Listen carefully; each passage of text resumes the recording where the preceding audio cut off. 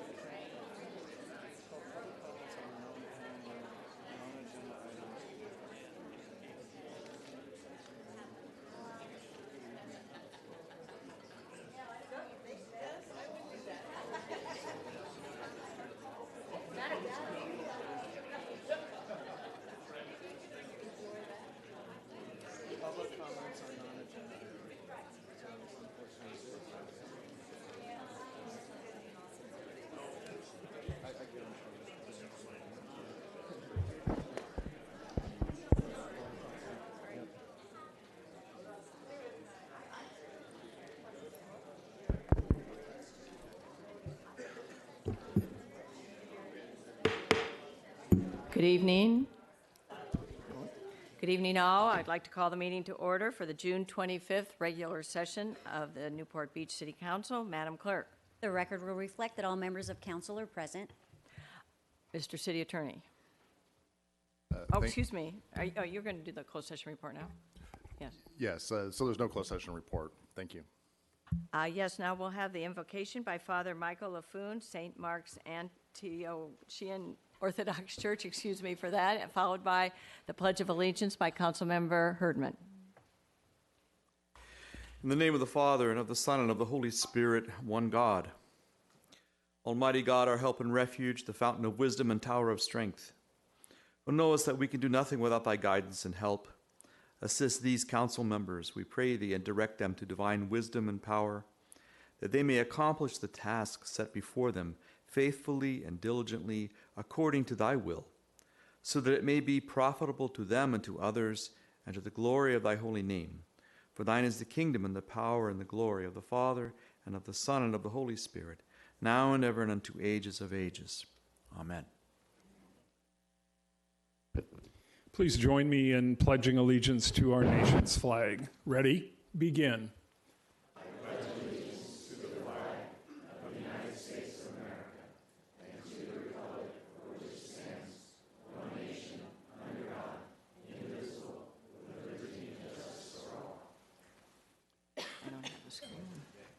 Madam Clerk, I don't have a screen. Did I not do something correctly? The city provides a yellow sign-in card to assist in the preparation of the minutes. The completion of the card is not required in order to address the city council. If the optional sign-in card has been completed, it should be placed in the box provided at the podium. The City Council of Newport Beach welcomes and encourages community participation. Public comments are generally limited to 3 minutes per person to allow everyone to speak. Written comments are encouraged as well. The City Council has the discretion to extend or shorten the time limit on agenda or non-agenda items. As a courtesy, please turn cell phones off or set them in the silent mode. Thank you. Now is the time for City Council announcements, new items. Council members would like to introduce for future agendas and oral reports from City Council on committee activities. Mr. Avery. I have none. Mr. Duffield. Yes, I just wanted to say I went to the Executive Watershed Committee meeting and wanted to report that all is well, and lots of sediment was taken away, removed before it got to our harbor. I was happy about that, and some other good things that they have done to keep our water quality as it should be. And also, I would like to put on the agenda for next time a discussion of June gloom. I'm really sick of it, and would like to know if there's something we could do about it. Just kidding. But you have to admit, I haven't had summer like this in a long time. Every day seems to be June gloom.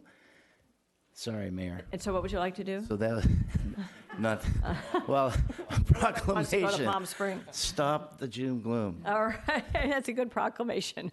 I so here declare. Mr. Muldoon. Duffy, we have a priest in the front row. Yeah. I think that's who we should ask. He can take care of that real quick. Have none, Mayor. Ms. Brenner. Yes, Mayor Pro Tem O'Neill and I met with city staff and the Balboa Island Improvement Association and 6 Southern California executives, Edison executives, about their work on Balboa Island, where at least one of their larger new utility poles was not only interfering with traffic, but impeding our city vehicle service down there. And Mike Sinacori has been fielding complaints by CDM Village about the work that was going on there after hours and that sort of thing. And Southern California Edison seemed to be very responsive to our concerns. We don't know, but Mike Sinacori works miracles with them. He's the one from the city that works with Southern California Edison. And at Councilman Herdman and O'Neill's suggestion, I met with Scott Griffiths of Great Scott on Marine Avenue to talk about the preservation and safety of the eucalyptus trees. We discussed that no one wants to put anyone at risk, but that maintaining the street scene is also really important to a lot of us. I also met with Murphy McCann of Newport Heights regarding traffic mitigating measures, and he has given me some follow-up information from a traffic study that was done there that he wants us to take a look at again. I attended the Speak Up Newport meeting on the harbor, at which Councilman Duffy spoke, so that was very interesting, and attended the CDM Chamber Governmental Affairs meeting, at which Councilman Herdman spoke about the airport. These Good Morning Corona Del Mar meetings are held every second Tuesday at Bahia Corinthian Yacht Club at 7:30 in the morning, are attended by either our federal and state representatives or someone from their staff, and they're really informative meetings, and our city council representatives go to that at various times as well. Councilman O'Neill and I attended the solid waste and recycling meeting to hear a representative of the county speak about their trial sites, which they are establishing to deal with the procedures on the new state requirements for recycling, which are more stringent than in the past. And we are working with city staff and consultants to determine how best for Newport Beach to meet these requirements. I'm not sure who else attended, but I know Councilman Herdman and I were at the arts exhibition 2 weeks ago, and Diane was that one as well, and also at the Sculpture Garden opening this last Saturday that we were also attended, and those were great art events and really well attended. Councilman Herdman, former Mayor Nancy Gardner, and I met with city staff and members of the Back Bay Conservancy to discuss timing on the restoration of the Big Canyon project. And we realized that we're all in agreement that getting rid of the hazard there is a top priority, and we want to proceed as quickly as possible given the regulations and the permits necessary. Mike Sinacori also attended the Corona Del Mar Residents Association meeting with me to update the residents on the Southern California Edison work in the village and assure everyone that the inconvenience was pretty much over. I then attended a sister city organization board meeting in order to understand how this program works, and was very impressed with their enthusiastic and capable board. Last Friday, I managed to make 2 6th grade graduations, one at Mariners Elementary and one at Harbor View, because I had 2 6th graders graduating going on. Both my daughters graduated from Harbor View, so it was wonderful memories that brought back. I also was here for the 6th grader from Harbor View had their 6th grade play day here at the Civic Center. And so while they were here, Laura Detweiler from our Community Services Department came down and allowed the sixth graders to come in here and sit up here at the dais and sit down where the staff sits, and some of them spoke from the microphone, and they pretended they were us. They wanted to know whose seat each of them was sitting in, and so I told them who they were. And then they started yelling at each other, and I told them we were generally much nicer than that to each other. But it was fun, so that was nice. We also had a meeting on election reform. I also met with Jim Walker of the Bungalow on the Newport Beach Restaurant Association bid. And this morning, I was honored to attend the opening day ceremonies for the new 2019 Junior Lifeguard Program, which I consider to be an example of Newport Beach at its finest. It was so much fun to see all these kids, and I think we have about 1,500 junior guards this year. Is that right, Will? Will went to the afternoon session. So it's just so exciting. My daughter was a junior guard here, and her Renee, is it Renee Buller that is the one that founded that program? She was there, and she's always the one that kicks off the junior guard season every year, and then all of them come out and they cheer each other on. It's a really neat program. So that was fun to be able to do that. And for a future agenda item, I would like to ask that we discuss having a traffic affairs commission. I'd like to see us look at traffic from a broader perspective and perhaps get more input from our citizens on that. Okay, you've been busy. All right, Mr. Herdman. Yes, thank you, Mayor. I, first of all, want to thank, and there are several of you out there, community members who attended today's Board of Supervisors meeting. Our mayor is going to give you a quick rundown on what took place today and what the results of today were. Joy mentioned the sculpture garden. I want to commend Chair Greer of the Arts Commission and Commissioners Baker and Little for all of their work on the opening and the creation of the sculpture garden for this year.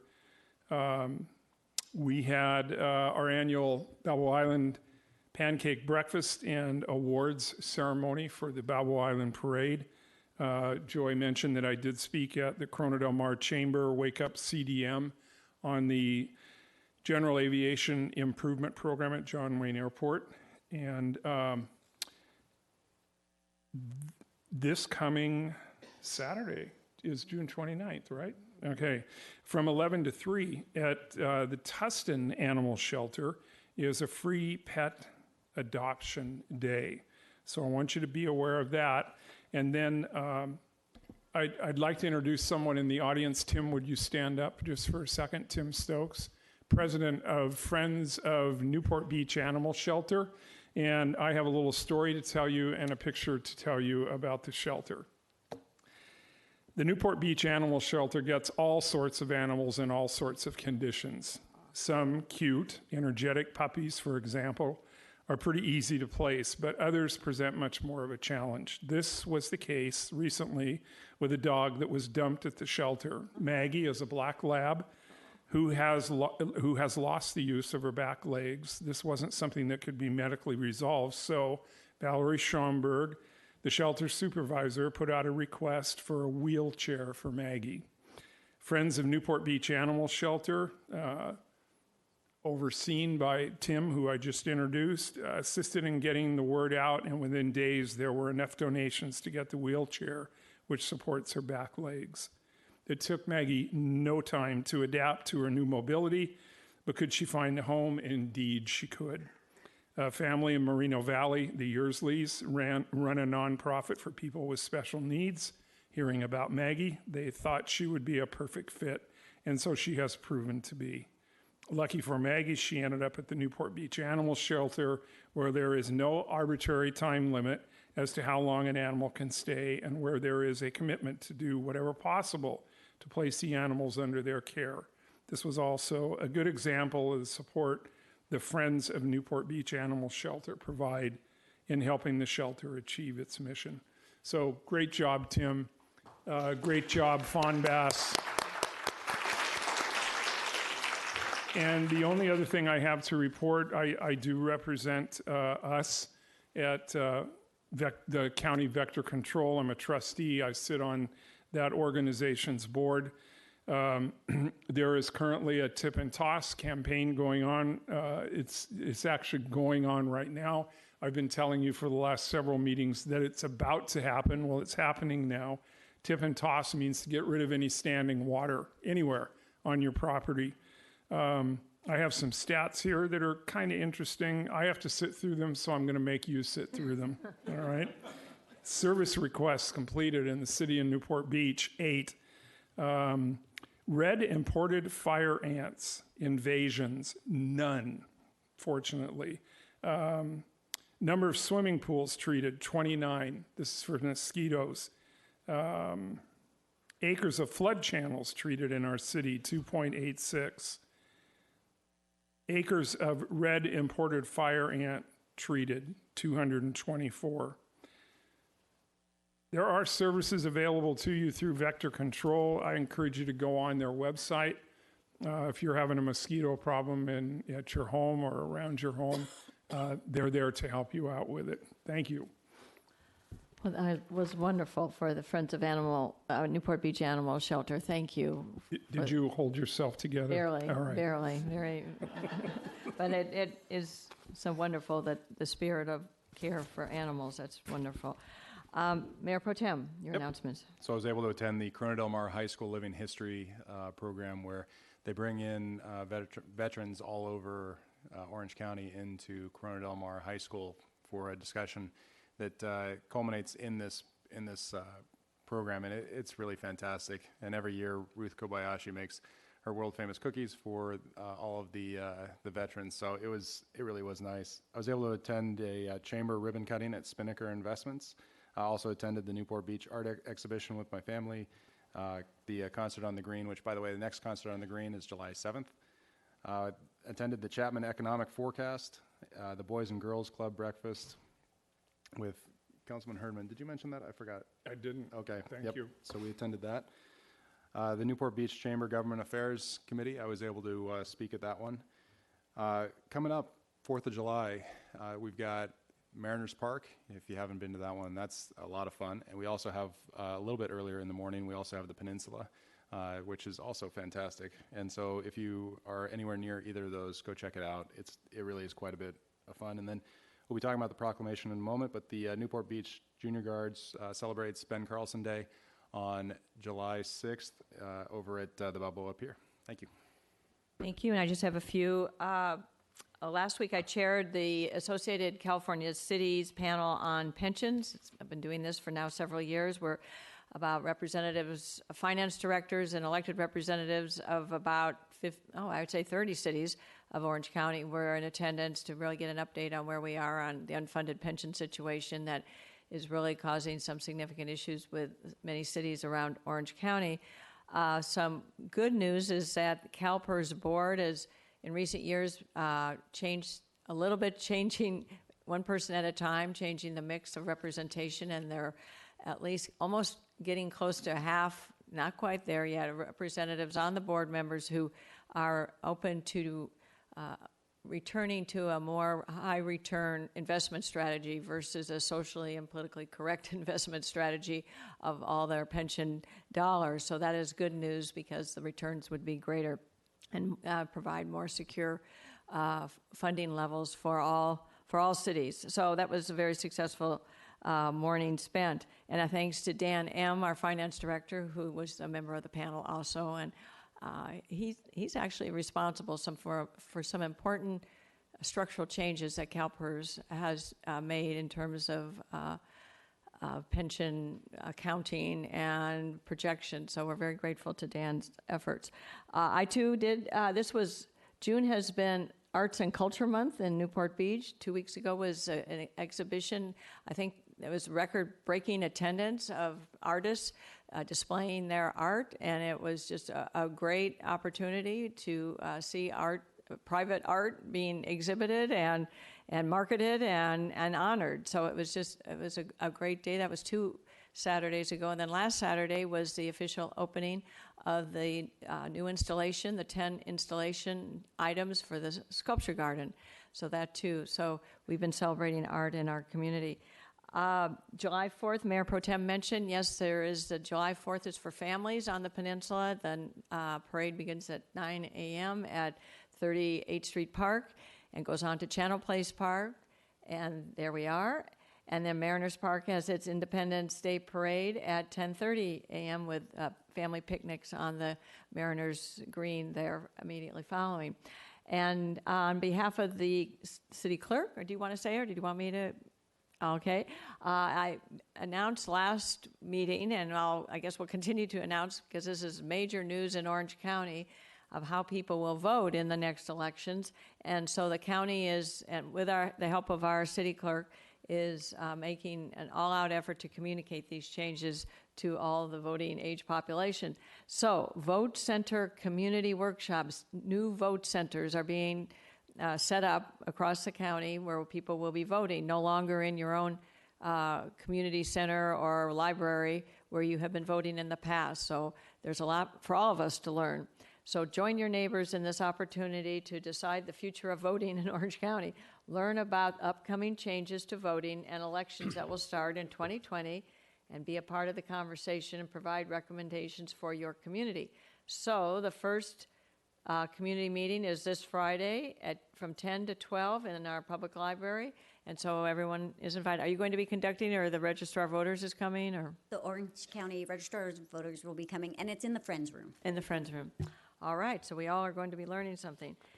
And then I think that is, wait a minute, did I get voter centers? Oh, on July 4th, is there anyone from the police department that wanted to update? We used to do a police department. Now, they're not prepared to do this, but I'm just asking if I've overlooked. Sometimes a member of the police department updates the city's public safety preparation. But seeing none, I'll shift over to... Madam Mayor? Wait oh, did I forget you? No. Oh. I was just remiss. I attended the concert on the Green, and it was so fabulous, and that's why I'm bringing this up. There were 3,500 people there. Fantastic. And the side deal was the band, and they're all local musicians that came together from sort of different directions, and they were absolutely terrific. Kids, families, on the grass. Were you dancing? I was doing a little dancing. My wife and I were having a great time. We were dancing with a bunch of kids and people of all ages behind the band. It was fabulous, and it was my first time. And so I'm just reporting that if you don't attend these things, these concerts on the Green, and there's, 3 more of them, I think? July 7th, did you say? Yeah. You're missing out. They're free, and it's just, the atmosphere is wonderful, and it takes up the whole section of lawn there behind City Hall. And Free it's parking? fabulous, and kudos to Michelle Bendetti, who really pushes on this, locates the groups and sets it up. Arts Commissioner. Arts Commissioner Michelle Bendetti, Vice Chair, does a great job. That's fantastic. Well, thank you for mentioning that. Yeah. All right, fast forward to today. So we have a lot to update our community on what happened at the Board of Supervisors today, and I will turn it over to our city attorney. But I want to mention that we were well represented by members of our community. There were 40 residents who spoke, and I'm sure there were, the chambers were full and the annex room was full as well. So this is really kudos to our community coming together on behalf of a common cause, and that is to contain general aviation expansion at John Wayne Airport. So, Mr. Harp, if you'll inform the community what we accomplished today. So just briefly, back in 2017, the county started looking at updating the general aviation facilities at John Wayne Airport. And it's the first time that they took a comprehensive look at it since 1990. So it's a major update to those general aviation facilities. They're looking at the uses, they're looking at the facilities that are provided. And today, the Board of Supervisors voted on approving a general aviation improvement program. And that consisted of 2 full-service fixed-based operators. And what those are, in essence, is they provide gas, they provide services to general aviation planes. They also approved 2 limited service FBOs. Then one's already existing and one would be new, and new general aviation terminal and a new general aviation facility, which is basically an immigration component. And taking a look at, this is from the environmental document they prepared for the project. This is the area where they're looking at putting, so the terminal would be right here. This is the area that they're looking at putting one of those full service fixed base operators. They put another one here. And then this area here was more for general aviation facilities, a limited operator there. So let me go ahead and go to the next slide. I think this is where it was really important is that the Board of Supervisors, after approving the proposed project, gave direction to their staff to impose some limitations upon what they get back as far as who's going to operate at the airport. And one of those big limitations that they did was limiting those immigration facilities at the general aviation facility to the hours of 5 a.m. to 12 a.m. So they won't be processing people at night for immigration. And I think one thing that was misunderstood a little bit potentially by the public today relates to whether or not that impacted the curfew hours. It does not. So the curfew hours will remain in place. The general aviation noise ordinance didn't change. And so there's no need to worry about those elements that have been in place and are there primarily from the settlement agreement. The County Board of Supervisors also limited the use of a significant portion of the airport to what's known as light general aviation. Now, these are planes that are under 49 feet as far as the wingspan goes. And that's over 50% of the airport that was reserved for that. It's about almost 60%. And so taking a look at this diagram here, this would be the area here that's going to be a full-service facility, another full-service facility here. But significant portions of the airport are reserved for those planes that are under 49 feet.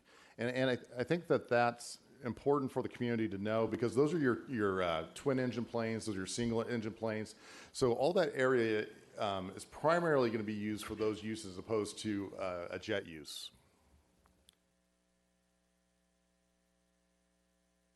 And I think another important piece that came out today from the Board of Supervisors is that they basically, in essence, said that they're not going to require anybody who takes over one of those fixed-based operations and providing the full service to operate 24 hours a day. So the people that come back who are going to lease the land and actually build the facilities in those areas that are in yellow, let me see back here, these areas in yellow here, they're not going to require them to be open 24 hours a day. So what we suspect is that some of the operators that put in to actually lease that land, and typically these are long-term leases for 30 years, that they'll propose to be limited the hours as opposed to being open all the time. Now, we'll have to wait to see what they actually propose, but we're definitely going to be encouraging that. In a second piece that the Board of Supervisors discussed was there's some commercial operations that have moved into this yellow area here. There was a discussion about moving those back into the main terminal facility as opposed to being there. And the Board of Supervisors indicated that they wouldn't require somebody to run commercial operations out of that area either. So those are two positive indications from the Board of Supervisors for Newport Beach. So next steps for the city in looking at this is looking at those areas that are in yellow. All the facilities that are kind of on that first diagram, those are all conceptual. So a fixed-based operator is going to come in with a proposal to build facilities on those parcels. And so we're going to take a hard look at those and make sure that whatever is going to go to the Board of Supervisors for approval in a long-term lease, that it's going to protect the citizens of Newport Beach to the maximum extent possible. So we're going to be looking at that carefully. And then we'll also be looking at how they deal with the area in green that is right here and right there and right there. And we're also going to be looking to protect the residents as far as how they're building the facilities there. There's a lot of options as far as building individual hangars or community hangars, and we're going to be definitely looking at how they're proposing to actually develop facilities there and who they're looking to enter into a lease agreement for those facilities. So I think overall very positive developments for the city today by having so much light aviation kept at John Wayne Airport. And that's it. It's not really a discussion item since it's not on the agenda, but I want to make sure the public was updated. Thank you, Aaron. And let me just add to this was very significant, and it's something we owe to the people of Newport Beach to thank them for their rallying for the cause. We are not done yet. And just to be clear, this relates to general aviation only. There are some larger commercial airline issues that we're continuing to deal with, but this is general. Today's action was related to general aviation. And just a reminder that according to the 1985 settlement agreement, general aviation is operations are excluded from except for noise controls, but hours of operation do not apply currently under the settlement agreement to general aviation. So we could not change or mandate, or we could not recommend to the Board of Supervisors that they mandate that the general aviation flights conform to the curfew. So we're going to find a way through working directly with the FBO operators who I think are amenable to talking with our community and the communities surrounding the airport to limit their flight operations. And they would do it through a lease agreement, and that will be negotiated. But our sense is that there is a willingness to do that. And when that happens, we're not there yet, that will really be significant to lock that in for a long term. So today was significant progress. When we started these conversations a couple months ago, there was no appetite at the Board of Supervisors to limit operations in any way. I truly believe what changed their thinking and went from, we didn't think we had any votes when we were first there on May 7th, any votes in support of the city's position. Today we have a unanimous vote. So it truly was a result of the collective efforts of all the community members who were there, both meetings, with their signs and with their passion statements that truly influenced. I was surprised. I was expecting possibly a 3-2 vote in the city's favor and favor of the county, really, but it's our benefit. But it was a 5-0 vote in support of these changes. And so I'm very proud of staff, and thanks to the city attorney, city manager, Mr. Herdman, Mr. Muldoon, and myself. We've been working on this constantly for the last 6 or 7 months. So I hope all of you take away from this. We're very appreciative of what the community has done together and what we still will do as we go forward with the board. So thank you all for staying with us and doing what you've done to protect our community. I should also say, Supervisor Steele, send her a note. It was her proposal before the board today that changed the tide to move in this direction, and we really owe her a debt of gratitude. And she was able to get first Supervisor Doe and then Supervisor Wagner aligned, and then the two, Mr. Chafee and Lisa Bartlett, Chair Lisa Bartlett, came along too. So it was really a magnificent effort that Michelle Steele organized and with her colleagues. So a great day for Newport Beach. Public comments on the items, council announcement, on any council items, announcements, or oral reports. Are there any public comments? Please come forward. Here comes one.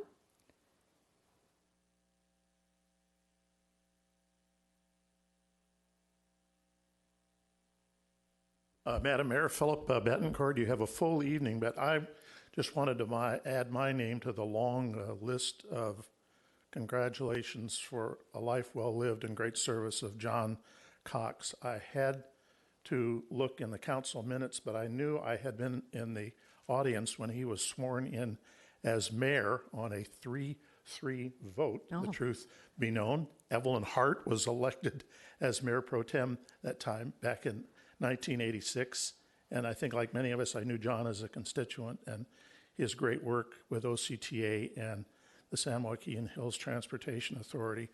And the whole time in public life, he always had a smile and a welcome for everyone, and he will be missed. He was a great pioneer. Thank you, Mayor. Thank you. Thank you for that. And I'm returning to my adopted city of La Quinta, as I did this morning, Mayor Duffield, where the sun was out this morning, bright blue eyes, and you'd be welcome anytime. Everybody's going to Palm Springs. Any other public comments? Please come forward.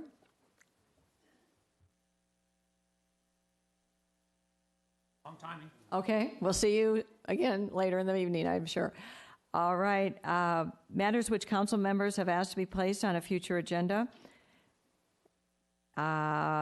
This is not a matter for discussion. It's merely to see if there are 3 council members who would like to discuss the matter at a future date. And so I have proposed the consideration of forming an ad hoc committee for the design and construction of the library lecture hall, which was approved in our new budget that we will be going forward with. And members to this ad hoc committee will be appointed by the mayor and confirmed by the city council. Mr. Harp, would you just explain how this process will work, please? Yeah, so just briefly to kind of expand upon what was on the agenda, the mayor will appoint members to the committee, and those will be confirmed by the city council. She just won't be going through the appointment process that's set forth in council policy A2 to make determinations related to who should be on the committee. She can utilize any process that she deems fit. All right, thank you very much. All right, do we need to do a show of hands? Everybody in favor? Okay. Oh, one moment. Councilmember Herdman? No? Okay, 6-1. No, wait a minute. I don't understand the selection process. You have to run that by me again for this committee. So the mayor will select who should be on the committee using any process she feels is appropriate for determining candidates, but those will be subject to confirmation by the entire city council. Okay, thank you. Okay. It's unanimous, 7-0. All right, thank you. All right, a couple procedural items. We're going to move up item number 26 to be discussed now, and this, let me just flip to item number 26, is the resolution declaring July 6th as Benjamin Carlson Day, and I have a proclamation, I guess, that will explain this. So we'll be proceeding into this item right now.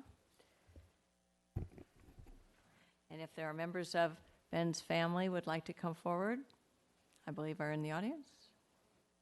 Are they? Yes, yes, there they are. Good.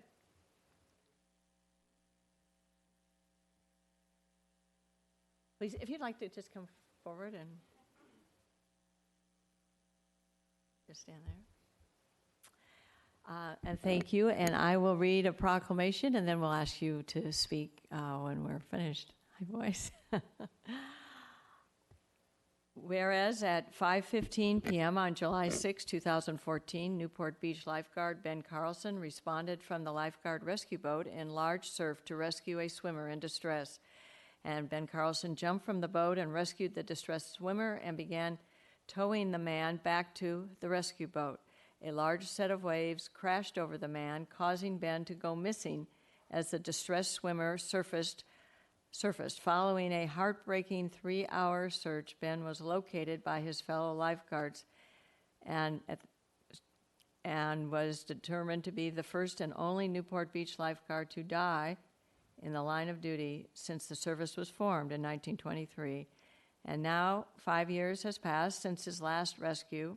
Ben continues to serve the community, visitors, and the lifeguards of Newport Beach with his example of sacrifice and service of his fellow man.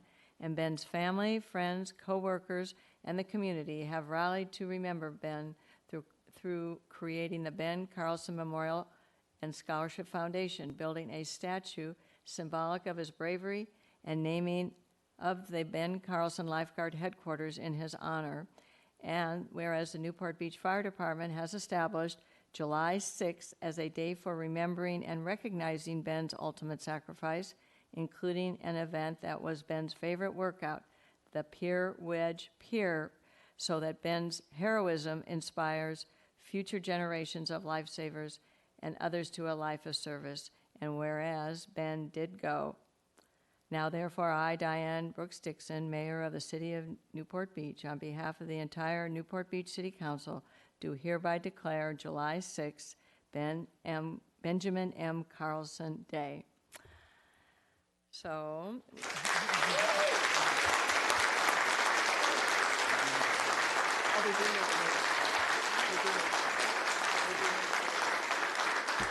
I'd like to thank you. I'd like to introduce Ben's sister Stephanie and his mother and son Jake and nephews.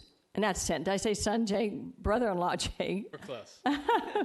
And his nephews. Brody and Bronson. Say it again. Brody and Bronson. And Terry, his mother. I just slipped your name. Would you like to say anything to respond to this? Thank you so much. Ben's dad, Chris, is unable to be here tonight, and I know he wishes he could have. But I just briefly want to thank you, the council. Thanks to the city. Thanks to everybody sitting behind us. The support, especially from the lifeguard department and the junior guard department, has been incredible. Over the last 5 years, the Carlson family and this little family and the Ben Carlson Foundation has gotten to see the very best that Newport Beach has to offer, and we appreciate your support in all that we've gone through, but Ben would have had it no other way. What a way to be celebrated, and we thank you. Well, thank you, and it's just every anniversary day we'll be thinking of Ben. I do want to tell the community that the statue down at Newport Pier in front of the lifeguard headquarters was designed and fabricated by you, Jake, and it's just a beautiful tribute to your brother-in-law. Now, do we need to vote on this at this time? So maybe you want to take pictures with the proclamation, and then we'll get back to the Oh, item. okay. All right. Why don't you come forward and we'll present and take a picture. Do you want to join this this morning?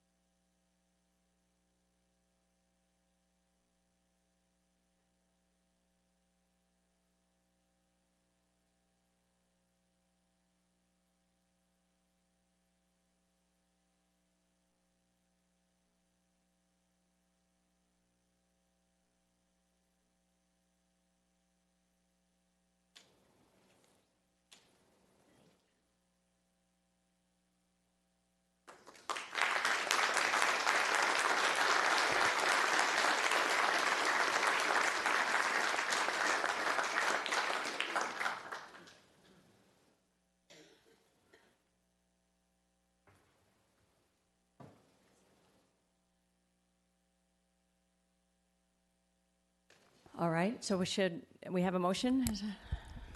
Yeah, so I think it's appropriate to go ahead and consider the items, see if anyone has comments, and get public comment as well. All right. Anyone up here have comments? I can wait. All right. Do we have public comments on this item to declare Ben Carlson Day?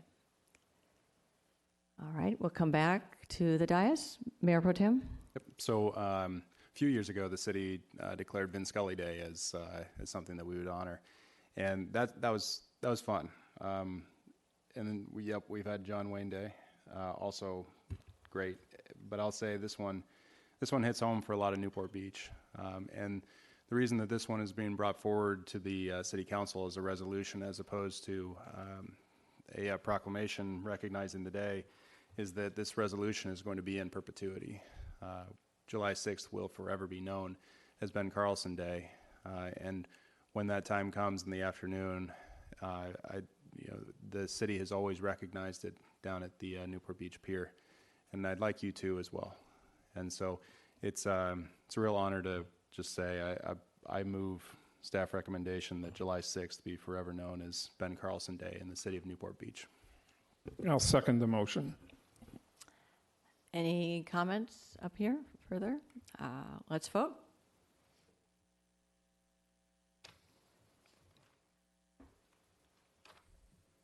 The motion carries unanimously, 7-0. Okay, another procedural item, just so people sitting in the audience just can plan their evening. Item number 25, regarding the addition of one full-time police officer. We're going to be moving that up under current business to be the first item instead of the last item. So just so you know that we'll be moving the agenda around. Okay, let's go into the consent calendar. Madam Clerk. This is the time in which council members may pull items from the consent calendar for discussion. Those are items 1 through 17. Public comments are also invited on consent calendar items. Speakers must limit comments to 3 minutes. Before speaking, please state your name for the record. If any item is removed from the consent calendar by a council member, members of the public are invited to speak on each item for up to 3 minutes per item. All matters listed in our consent calendar, again, items 1 through 17, are considered to be routine and will all be enacted by one motion in the form listed below. Council members have received detailed staff reports on each of the items recommending an action. There will be no separate discussion of these items prior to the time the City Council votes on the motion unless members of the City Council request specific items to be discussed and are removed from the consent calendar for separate action. Thank you. Any items to be pulled? Mr. Avery? I have none. Mr. Duffield? Mr. Muldoon? A large couple conflicts. Conflict in item 10 and item 11, both to my source of income in the telecom industry. And that's it. Okay, Ms. Brenner? Mr. Herdman? I have none that I want to pull, but I do have 2 items that I need to recuse myself from. Item number 8 and item number 13. Recuse myself from voting because of real property interests. All right, and Mayor Pro Tem? Are those 8 and 13? Yes. Thank you. I'll pull 14 and 15. And I have no items. All right, you have a motion. I do. Madam Clerk has provided amended minutes, so I'll include the amended minutes as item number 1, noting conflicts for Mr. Herdman on 8 and 13, conflicts for Mr. Muldoon on 10 and 11, and items 14 and 15 pulled by Councilmember O'Neill. All right, do we have public comments on the consent calendar and the items that have not been pulled? I'm sorry, I need to amend that motion. I'm sorry, 15 has been pulled. Oh, okay. Okay, thanks. Sorry. Okay, public comments, Mr. Mosier. Mayor Dixon, members of the council. My name is Jim Mosier. I have several comments on the remaining part of the consent calendar. First is item number 3, which is a ordinance amending the zoning code. I really recommend that this item be put on pause and be sent back to the Planning Commission. Even the title of the item is not correct. It says it's changing multiple residential detached, RM-D, to medium density residential RMD without the dash. It actually doesn't have the dash in it currently. Even the title is wrong. This was presented to both the Planning Commission and you when it was introduced as being a kind of a correction of a typographical error involving detached. But if you change this to medium density residential, it's still a misnomer because this is being approved actually to allow on a few properties 43 dwelling units per acre. That is high density, that's not medium density. So there's errors both having to do with whether the property should be attached or detached, but more importantly, there are errors in the ordinance as to the allowed density of development on those properties. And the council recently approved a 7-unit condo complex on a property that should have only allowed 3 units on it under the county's old zoning, which we're trying to preserve. This is in Santa Ana Heights. And you're about being asked to approve an 8-unit development on a property that should only have 4. So that this change is not been properly presented to the Planning Commission. I think it should be reviewed again. Of the remaining items on the consent calendar, item 12 about the farmers market in Lido Village, I was rather startled to see that we're waiving policy F7, and we have this mindset that our public streets are income property, and we're almost guilty if we're not leasing our public streets, which I think is kind of a first time that we're doing that. And I'm wondering if even it needs a coastal development permit because it's a public street that would be blocked off for public use, or at least travel. And the special events program, item number 13. I am wondering about our massive support for the Newport Beach Film Festival. I went this afternoon to the clerk's office to try to review the proposal. We're offering to give them $150,000. I was startled to learn that the budget for their operation and the performance measures that they promised to make are confidential. The public is not allowed to see those. I don't know if the council has seen them or how it could be that you could look at them, but I cannot. I'm not sure how it can be justified, and I'm a little bothered that they happen to return out of the $150,000, $9,000 in free tickets back to the public officials, which seems to me not quite right. And that's all I have time for. Thank you. Thank you. Mr. Georges, did you come up here to address that item on number 3? Would you clarify that, please? Yes, thank you, Madam Mayor. Simone Georges, Community Development Director. Mr. Mosier submitted about a 4-page comment with regards to this multiple residential detached zoning district. We appreciate his thorough analysis. We feel that tonight's item is pretty straightforward, and so we do recommend the council go ahead and vote on this item number 3. Mr. Mosier talks about density, and there's some validity to his comments, and we're doing some more research on density. Mayor Dixon called up for review the 7-unit townhome project on Mesa Townhomes. That's going to come to the City Council on July 23rd. We're going to address Mr. Mosier's comments through that call for review because we're going to put that as a staff report, put it up as an agenda. We will clarify all of Mr. Mosier's comments and go back and go through the history. We checked it all. We understand what's happened in the past. We'll definitely vet through Mr. Mosier's comment, but for this evening, we feel comfortable with this item. Okay, very good. Any other comments? Please come forward on the consent calendar. I have a comment on number 9, and I have PowerPoint. General plan update. Good evening. Mayor, you don't have to listen because you heard everything I have to say. Actually, mostly I want to talk to the people behind me. First, I want to tell the council the general update meetings have been really good. One way staff could top it probably would just be to serve happy hour. No straw.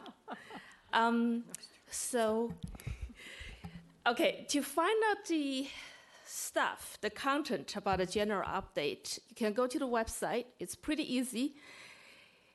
It's the city URL, then you add /GP update, then you will see everything. If any of these topics is interesting, I suggest come to the meetings.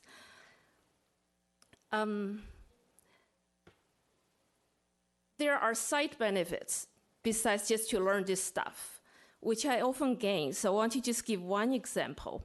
I never thought by watching the consultant work, I would get some ideas, the do's and the don'ts about my resume writing and job interviews. Next slide, please. The most important part in the whole pack is affordable housing.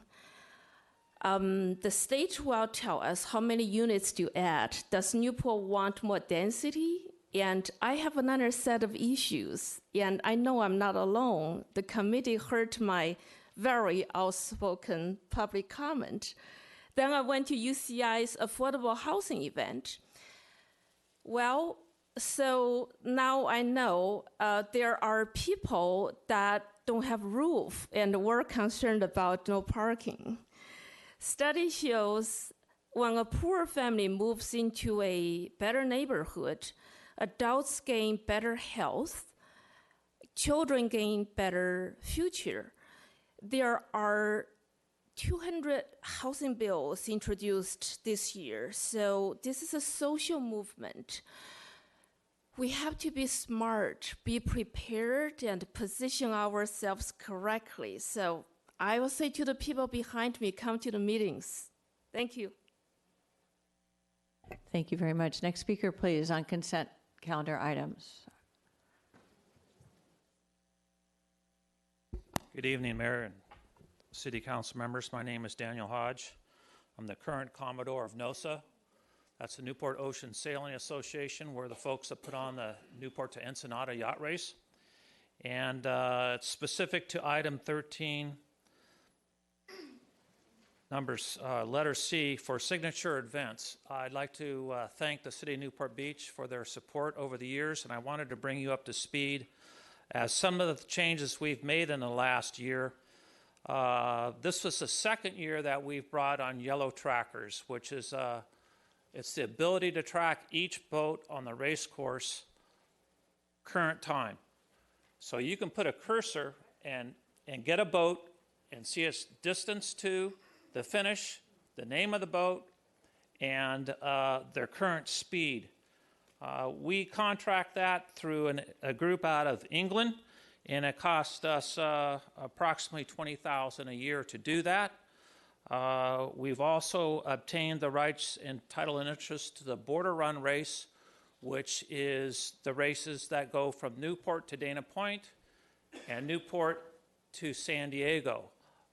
We did that to actually build the amount of boats that are on the starting line, because over the years it's kind of been going down a little bit.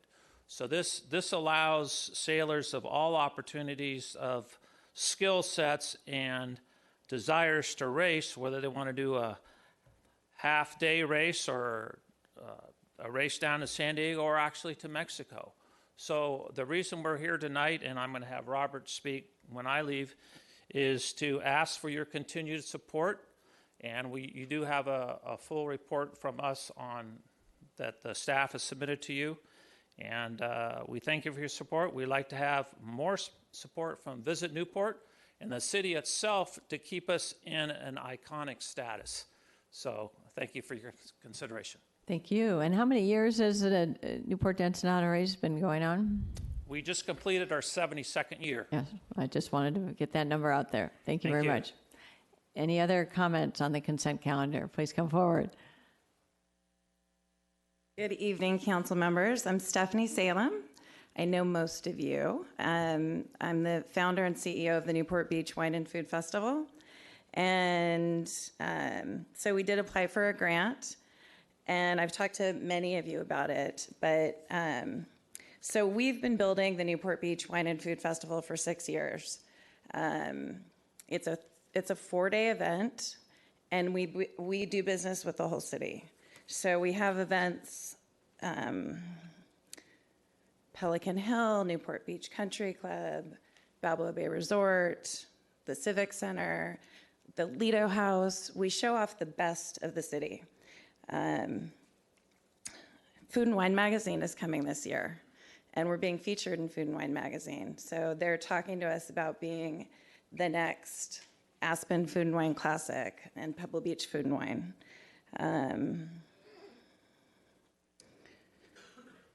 I know that there was $14,000 that was not awarded, and to help defray our costs, we keep growing each year. This year we have 21 different events in 4 days. To keep growing, we need the support. As we grow, the costs grow. So we'd really like you to reconsider funding us a grant. All right, thank you. Okay. Thank you. Laura Detweiler, do you want to comment on staff's recommendation, please?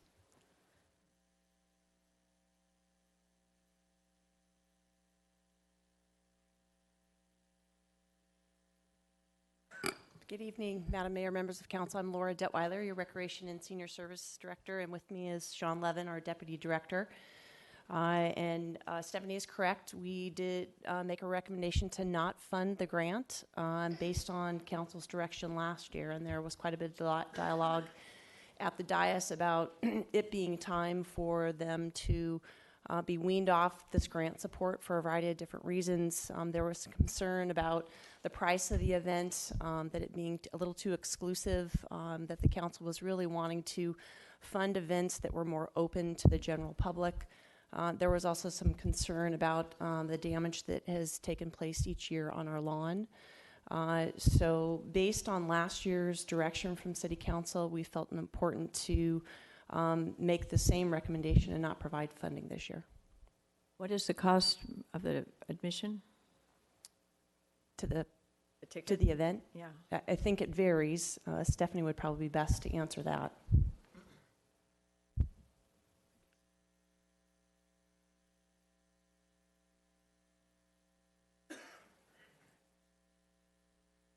So tickets start at $150. How are they marketed? We have a PR company. We're in Food and Wine. We, through press, Wall Street Journal. We just came out in a Texas lifestyle magazine. We're really becoming national. and this is becoming a destination event. So bringing, with the profile of Newport Beach, the showcasing the lifestyle of Newport Beach. So it really is showcasing the best Newport Beach has to offer over 4 days, multiple events each day, and bringing in revenue, putting people in hotels. It's a very high-profile event. People are coming from New York and San Francisco. And but also it's for our local community to enjoy too. I was concerned about the pricing. Of course, yes. It's been, we're building to become more of a nationally known event, which is happening. But obviously, we started as a community event, and it will continue to be a community event. Okay. All right. Okay. All right. Thank you, Stephanie. All right. Ms. Brenner, I see your name here. Did I overlook this for some reason? I apologize. All right. Thank you very much. All right. Any other public comments on the consent calendar? Please come forward. Mayor Dixon, council members, thank you. My name is Robert Moores, and I'd like to talk about item 13 as well, the Newport to Ensenada race. I just wanted to provide a little bit of perspective. Newport to Ensenada is run by the organization NOSA, which many of us don't know what NOSA means, and NOSA stands for Newport Ocean Sailing Association. It's not a yacht club, it's an independent organization. It works with all of the local clubs in the harbor, and it is a 501c3 nonprofit. The event has gone on nonstop for 73 years. 2020 will be our 73rd running of the race without interruption through thick and thin. It is uniquely a Newport Beach event, and it's centered around one of our greatest assets, Newport Harbor. It is also one of the largest offshore races in the world still today, and one of the longest running as well. Economic impact to the city of Newport Beach, the event, by our calculations, and the math was provided on our submission of the grant, generates between $400,000 and $500,000 in revenue to the city, and brings in an estimated 4,000 to 6,000 people during the race week. The city has been very supportive over the years. We have applied for a grant that our understanding and our request is $25,000. The amount that we believe is under review or has been approved is $10,000. And we would like to ask consideration for the full amount of the requested grant, which is $25,000. Thank you. Thank you. Any other comments on the consent calendar? All right. Seeing none, we have a motion.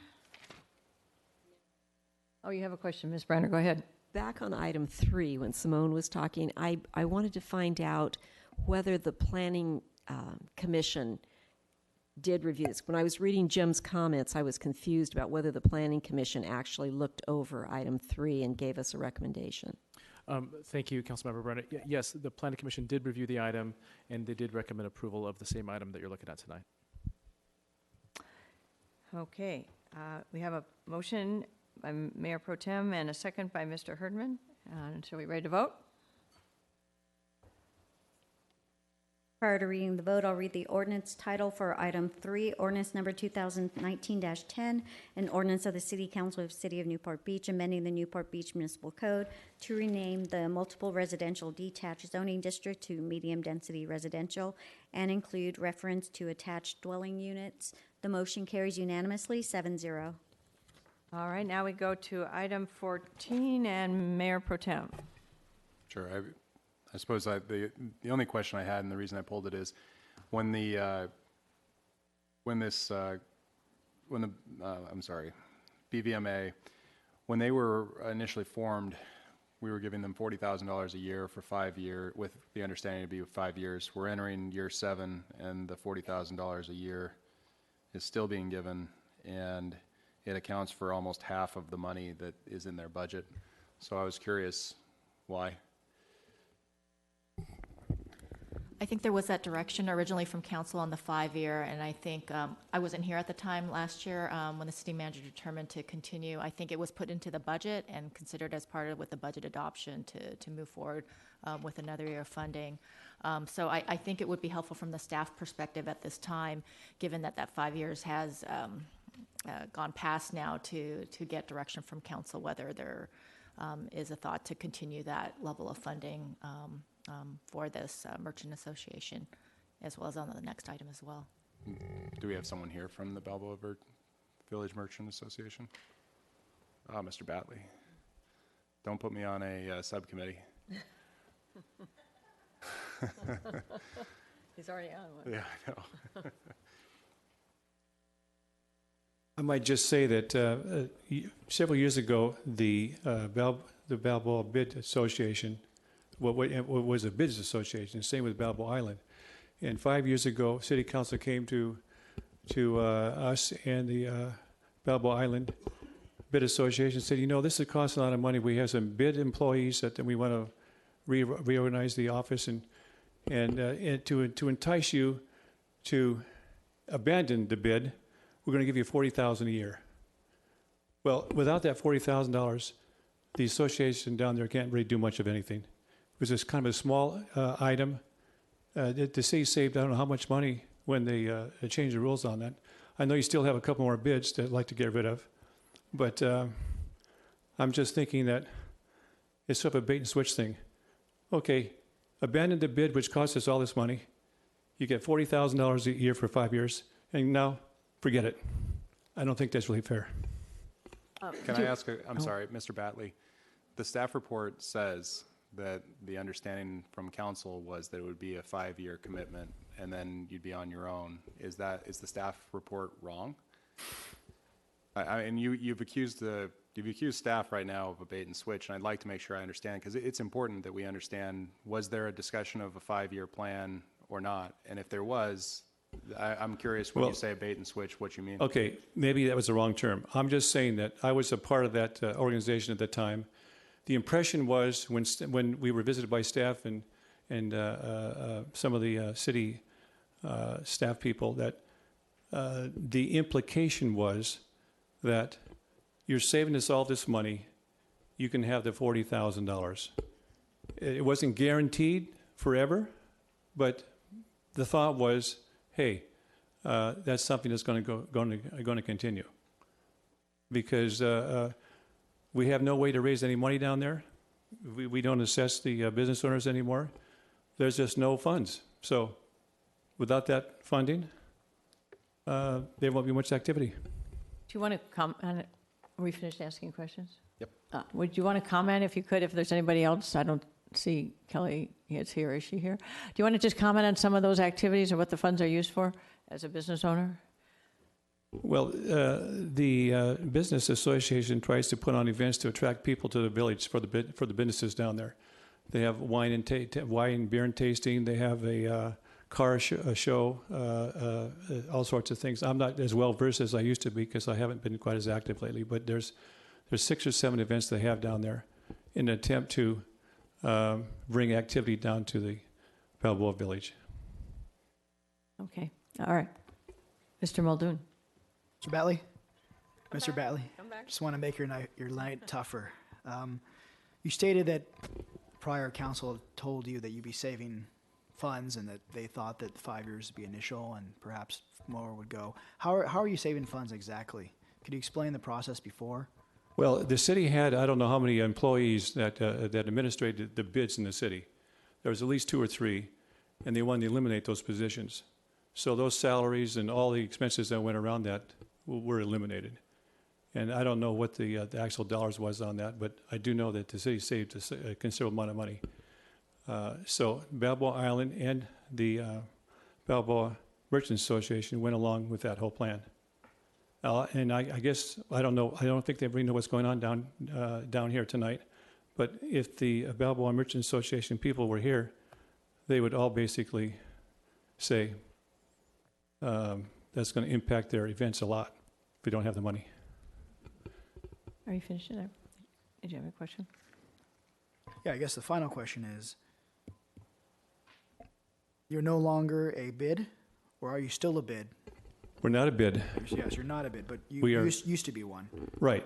And then you made the transformation. That's correct. Okay. And Balboa Island did the same thing. Okay. And, they're on tonight's agenda for 40,000 as well. Okay, thank you. We have staff. Oh, Joy, Ms. Bernard, did you want to say something? Well, my question is, since we're talking about our two remaining bids and their transition to whatever form they take next, is this something that we could include in our ad hoc committee discussions too? Because if I keep hearing that going to a merchants association is one of the options, so perhaps we need to really look at how the merchants associations function and whether they're financially feasible in our ad hoc committee before we start making any recommendations about how the other. I think personally, I think you make a good point that we should probably look at all this holistically. That's probably what was done several years ago. Tara, Mary, do you want to comment? Because I know you administer much of the work of the bids in the Merchants Association. Yes, and I'm sorry, I apologize, Council. I don't have the full history in front of me this evening, but my recollection is at the time, one of our struggles with the 1989 Act bids, thank you, is that they are really considered committees of the city. And as such, they are, their meetings are Brown Act, they have to post their agendas, they have to watch their record keeping, their budgeting has to be approved by you. And that at times over the years has become quite frustrating for our small business owners that are used to acting independently. And the bureaucracy, so to speak, of the city was a burden. Those two, at the time, bids, Balboa Village and Balboa Island, were very small. Their annual assessment collection was about $30,000 a year, but yet it was, indeed, Mr. Batley is correct, it was taking accounting staff time, city management staff time, economic development staff, I think in the earlier days, time to manage them. So there became a time when we sat down with all the bids and said, is this working for you? Is it better for you if we give you seed money to perhaps become, we couldn't actually form their merchant associations, but to give them seed money to try to grow their own merchant organizations. And we saw it as an economic development effort. We don't do traditional economic development here, but we thought it was a way to help our local businesses.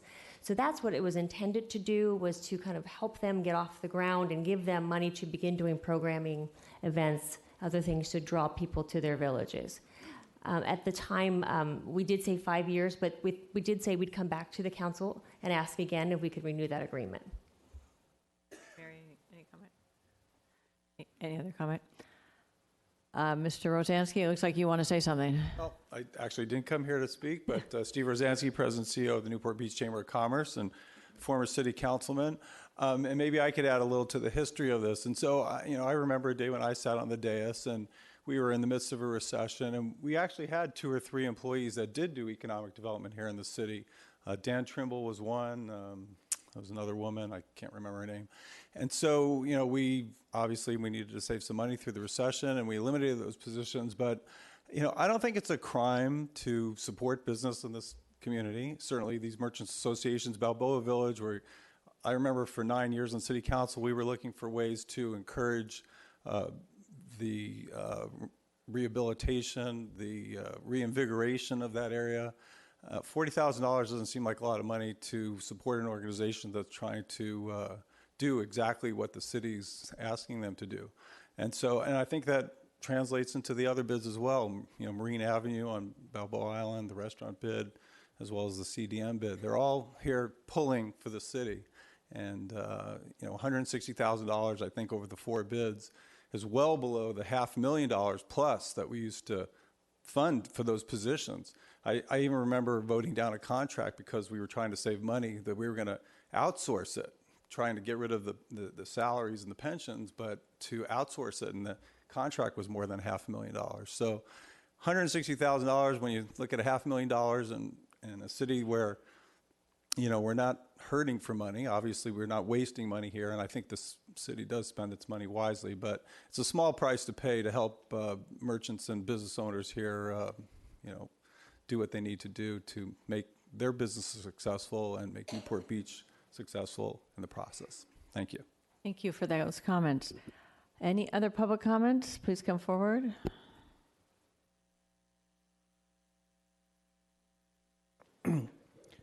Mayor Dixon and members of the council, my name is Jim Mosier. I think it's important to understand the entire concept of business improvement districts as they are supposed to be self-sufficient. They are supposed to be funded by money that the members of the organization or the people assessed are being charged for their benefit. They are not supposed to be funded by the general taxpayers of the city. These organizations did start as bids, and as Tara said, they were supposed to grow into merchants associations that would be self-sufficient by themselves without the bureaucracy of government, putting on the programs and so forth.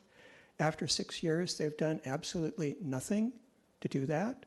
$40,000 is not half the budget. If you look at the last page, you'll see the $40,000 is the entire budget. The only reason it looks like half the budget is they didn't actually spend apparently all the money in the past years. So they have a little over $40,000 accumulated in the bank, but it does not appear that they have raised a single penny on their own. And what they do with the money, some of it is for public benefit, some of it is to buy tickets to the mayor's dinner, which I'm not sure is exactly that the public should be giving them the money to do that. And primarily, it seems that they're taking the $40,000 and giving it to Newport Beach and Company to promote them for advertising or something. I don't know if Newport Beach and Company is particularly effective at doing that advertising.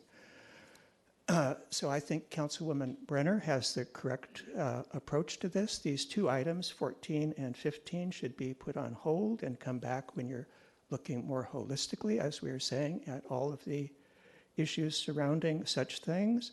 If not, I would point out that government is supposed to act in a way that is equitable. You're supposed to treat everybody equally. So if these two groups that raised no money on their own and just say that they're going to help the merchants in their area deserve $40,000, this should be a citywide program that you offer to everybody. You should offer it to businesses along Mariners Mile. You should offer it to business in Lido Village, McFadden Square, Bristol Street. Everybody should be able to have the same $40,000. And only if you do that would it be fair. Thank you. All right, thank you. Any other public comments? Please come forward. Are you coming as an official spokesperson for the Merchants Association? We can allow you to speak twice. Bishop, I'd like to just rebut, the fact is the Balboa Merchant Association does make some money in some of their events. In fact, I think they make somewhere around $30,000, $40,000. I think another point that was misrepresented on Jim's statements was Visit Newport Beach formed Newport and Company for the purpose of promoting events throughout the entire city.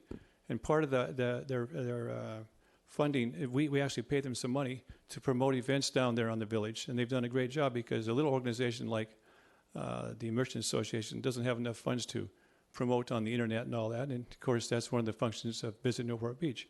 So this money is not just used to line the pockets of the business. They just promote the events down there to get some people down in the village. And some of that money does go to Visit Newport Beach. All right. Any other comments on this item? Let's bring it back up here. All right. Any Mr. Mayor Pro Tem? Yeah, this is a tough one. I mean, this is one of those things where if the city said, hey, it's going to be 5 years, and we really want to make sure you get your fiscal house in order, and we're coming in, and to Jim's point, I am looking at the budget outline, and they were carrying over $34,000 from last year, and they're adding on our $40,000 from this year, and we are in year 7 on this one. There probably should be some self-sustaining at this point, and to Mr. Rosansky's point, that's fair, but the chamber is self-supporting, and the other thing about the chamber is we just approved $50,000 for the boat parade through a grant funding process, and that's frankly probably what we should be doing with merchant associations is. If they have a particular event that they think would be fantastic for the city, it probably should be going through the grant funding process because I don't see why we wouldn't be able to approve something that would be fantastic for the city. And one other thing I'll just point out is in this particular area, we also have the Balboa Village parking district, which has a restricted fund for the parking in that area. It's the only one that we have like that. And it kicks off a little over $400,000 a year. It does go toward different things. It goes toward facade improvements and whatnot. And that's not on the agenda tonight, but we do have crossover between those two groups. And so at this point, when, again, to Mr. Rosansky's point, when we're talking about 40,000 here, 40,000 there, it's not just 40,000 here, 40,000 there. It's much bigger. I mean, we just approved a grant funding for $150,000 a year toward the film festival, $50,000 to the chamber for the boat parade. Over $400,000 a year goes to the Balboa Village. I'm sorry, what's it called? BVAC. It's Balboa Village Advisory Committee. Yeah, and so there is a substantial amount of support in this community for specific business interests that we have. I just have a concern that 7 years in, we're still seeing this. Now, that being said, I don't want to cut the funding entirely. I think that given the same discussion that we've had with the bids, we should attempt at least to move forward on this and with some support, but really it shouldn't be coming back to us next year is my view on this one. So I think that what we ought to do is, given that they're transferring over $34,000 already, we ought to cut it to 20 this year, and then next year grant funding for the events that Mr. Batley was referencing. Is that a motion? I'll make that as a motion. Does anyone want to second it? I'll second that. Okay, what I'd like to suggest, just to incorporate Ms. Brenner's ideas, I think let's look at all of these things. I think it's time to kind of clear all this up and fold it into one approach to how we encourage business in our community. I do want to make a distinction on the Balboa Village Advisory Committee. Those funds, correct, there's a parking management district that was created like in 2012. Again, just a reminder, Balboa Village is actually identified by the, I guess it's Housing and Urban Development, as a distressed area. So I think in the wisdom of prior councils, because we do not have a formal structural division of redevelopment, it's to help assist the vitality of Balboa Village. And the advisory committee is not to enable the businesses. It's really to facilitate having a group of people, business owners, collectively working with the city on landscape improvements and median enhancements and street signage, and just to ensure that people know about Balboa Village as a destination, because it's hard to get down there and people don't know the difference sometimes between Balboa Village and Balboa Island, and they think they're one and the same. So, do you mind if I clarify? Just sure, go ahead. And that's why I was referencing BVAC as a separate, and I do make the distinction. Yeah. Can I ask, because I can't recall, I recall looking at the BVAC funding, and there was facade improvement, and my understanding of the facade improvement expenditure, at least in that area, was for businesses.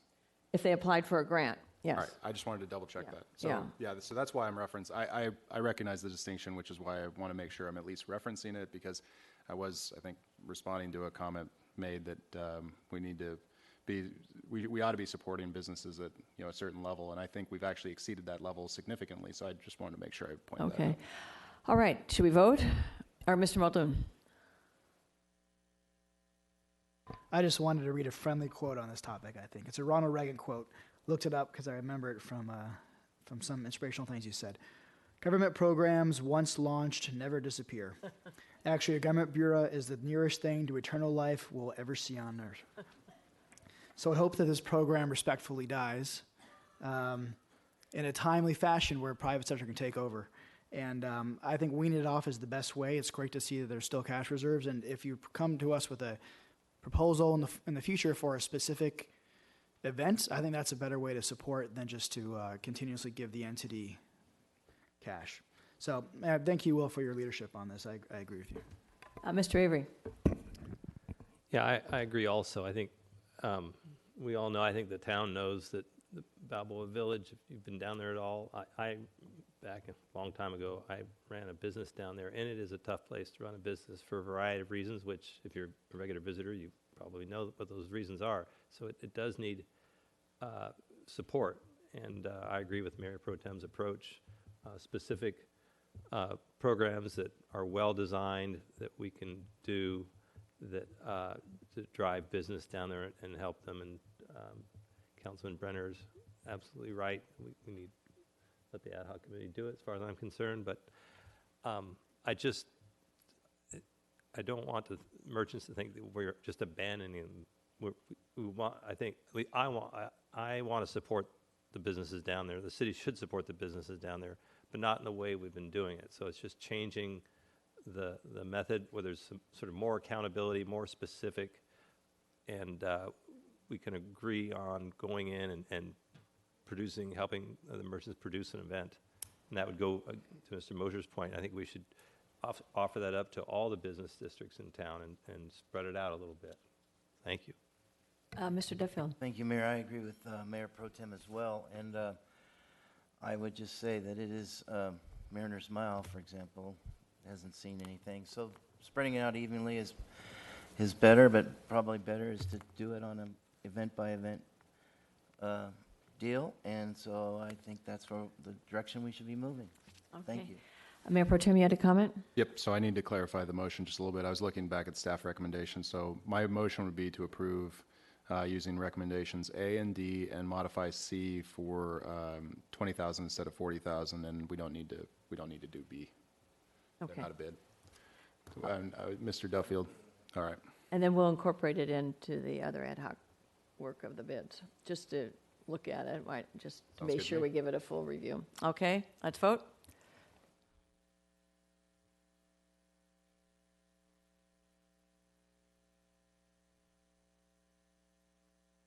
Motion carries unanimously, 7-0. Okay, item number 15. Did you want to comment similarly? I've literally I'm sorry, Mr. Herdman, you have a conflict.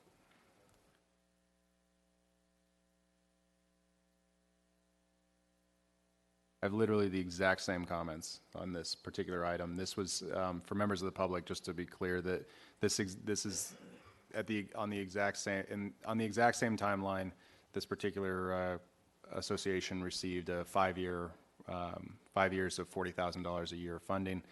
We're in year 7. I had the exact same questions, the exact same comments.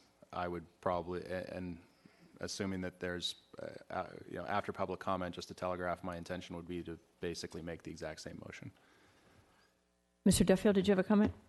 You're still there. Okay, any other comments? Let's take it out to the public. Any public comments? Please come forward.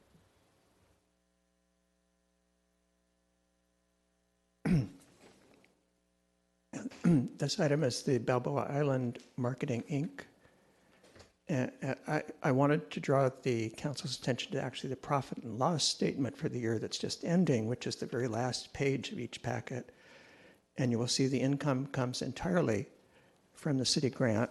This organization in their budget, if that's what Mayor Pro Tem O'Neill is looking at, has even more money being carried over, $75,000, but that's just an accumulation of the $40,000 that they haven't even thought of a way to spend, even though their only purpose in life seems to be to privately spend taxpayer money. Thank you. Thank you. Any other comments, please come forward. Seeing none, we'll come back. Any other comments? Do we have a motion? I would move the item with staff recommendations A and D and modify C to be 20,000 instead of 40. Do we have a second? Second that. All right, let's vote.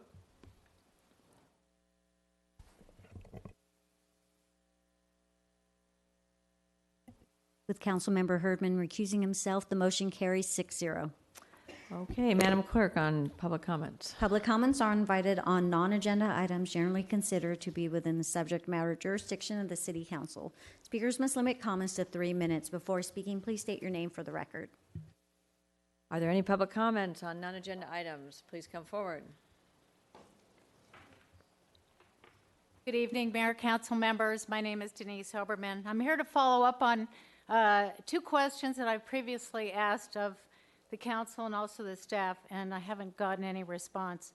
The first has to do with fire clearance and what the requirements are for fire clearance as relate to setbacks in residential zones. I've been told that there are in fact no standards for measuring the adequacy of fire clearance, and that, quite frankly, is completely inconsistent with the written ordinances of the city and also what I have been told. So I'm wondering, what is the factual situation? Are there fire clearance standards, or aren't any? And I feel that it's in the interest of the public and also the council to be aware of that, not only for my purpose, but for the purpose of the residents at large and the public. Because how can the city administer review of the adequacy of building plans for existing uses or proposed new developments if there are, in fact, no standards? And I'm confident that you would all agree that fire and life safety is a non-negotiable. It's very important.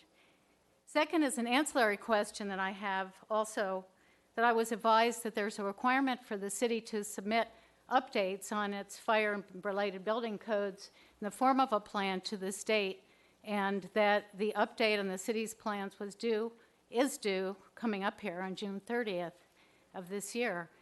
I was advised that there is a public process that goes on as part of developing the ordinance updates, where there's notice, public hearing, the city council is having presentations by staff, and the opportunity to review and vet those things. I've registered myself as an interested party, and I haven't heard a word. And where are we now? June 25th. So I do respectfully request some information as to the status on that, and thank you very much.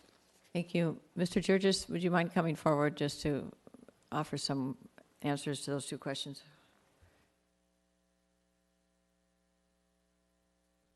Thank you. With regards to Ms. Oberman, staff has met with Mrs. Oberman and explained to her from a fire clearance standpoint, for single-family dwellings, there is no requirement for a fire clearance.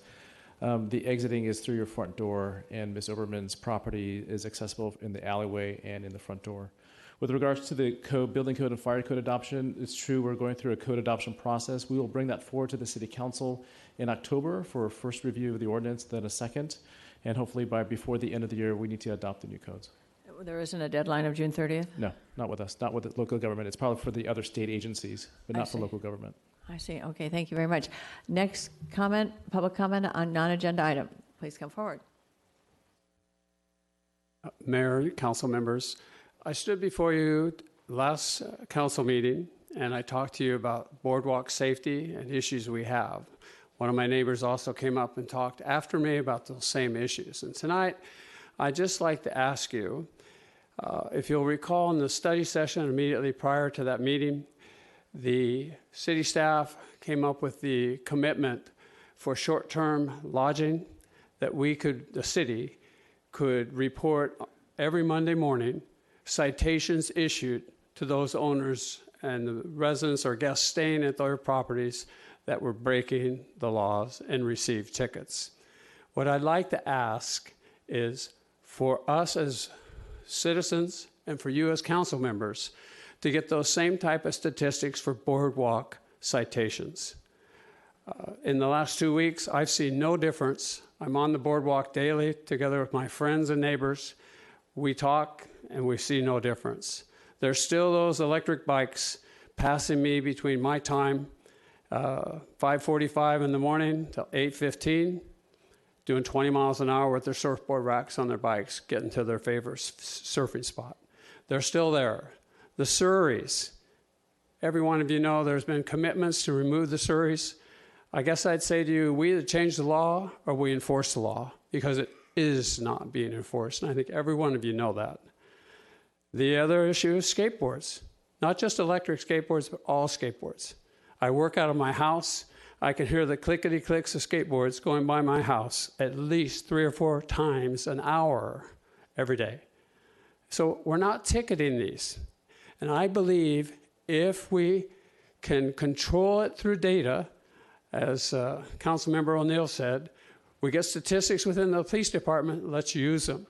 But right now, we're not getting that level of reporting from our police department. When I look at the crime statistics, you cannot zero in on the fact of are they or are they not ticketing speeding bicycles, skateboards, or Surreys. It's not there. That level is not clear enough. So I'm requesting your help. Please, if we can do it for short-term lodging, track statistics on a weekly basis every Monday, we should be able to do the same thing for boardwalk safety. Help us. If we get the data, we'll know we're controlling it, or we'll know we're not ticketing it. That's my request. Thank you. Thank you. Public comments on non-agenda items, please come forward.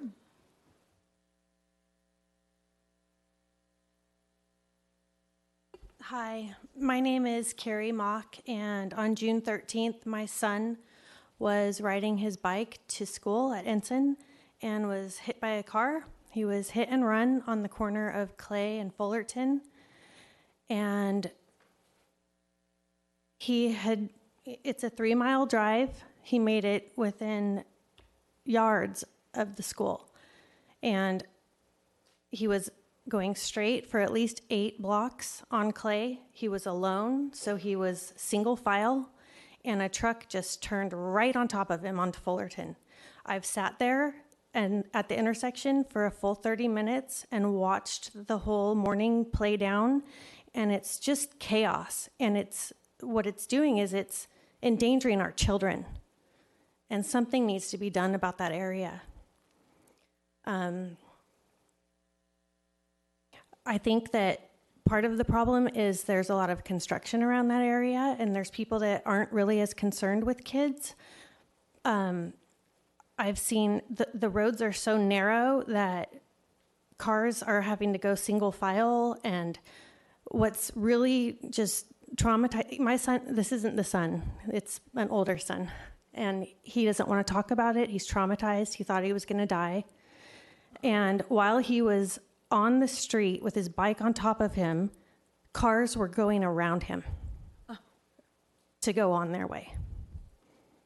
So I ask you respectfully to keep looking into a solution and something to make that area safer. I've lived here my whole life. My 24-year-old daughter went through Newport Heights all the way through Harbor, and it's just getting worse. And this son is going to want to ride his bike. So please do something to make it more safe. Thank you. Did you make a police report? Yes. Okay. Do you want? I have the police report number, if you want it. Sure. It's 19-4492. And lastly, I would like to add that I was told that approximately 7 or 8 kids per year get hit by cars on their way to Ensign. Thank you. Thanks. And best wishes to your son. Thank you. Yes, next speaker, please. My name is Murphy McCann. I'm here to address the issue that was just brought up about the child that was hit on Clay Street. I want to remind everybody in this room that this is the 3rd child. If it would have been an inch closer, a half a mile an hour faster on the truck, if there would have been one thing just a hair different, that would have been the 3rd child fatality in a 2-block radius in the last, I'm going to guess, 4 years. I also want to just, as we're working on statistics here, I never heard the 8 kids a year. In the last, since December of 2017, just the ones that I know about, within a 1-block span of Clay, so if you go from Clay and Irvine to Clay and Fullerton, there are 3 near-death situations that I know of. And we all have a grand sense that those are just the ones I know of. If you look at the entire Heights, you know that there's a lot more. The options to fix this are sidewalks and bike lanes. These were all, or at least bike lanes were recommended in the traffic study that the council commissioned and was completed roughly a year ago. We've had no traction on any of the initiatives that were recommended for Clay Street. There has been some discussion, but the last I heard was that potentially we're going to have a situation where we paint some lines for the cars to stay in, similar to what they have on 19th Street in Costa Mesa. Well, I'll tell you that that solution is not going to be effective. You can maybe point to 19th Street as a parallel, but I'm telling you right now it's not. The thing that 19th Street has that Clay does not is they have sidewalks actually on both sides of the streets. So we need sidewalks or bike lanes on Clay Street to separate the kids from the cars. The cars will be happier, the kids will be happier. And I can't see you know, it just seems absurd when we spend millions of dollars on beautification projects on Bayside Drive that already had sidewalks and bike lanes on it. That was about $3 million, as I saw in an article, approximately.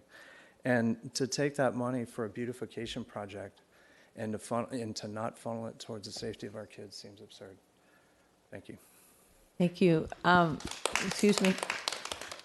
Mr. Webb, as long as you're right there, would you give us an update on what's going on up there?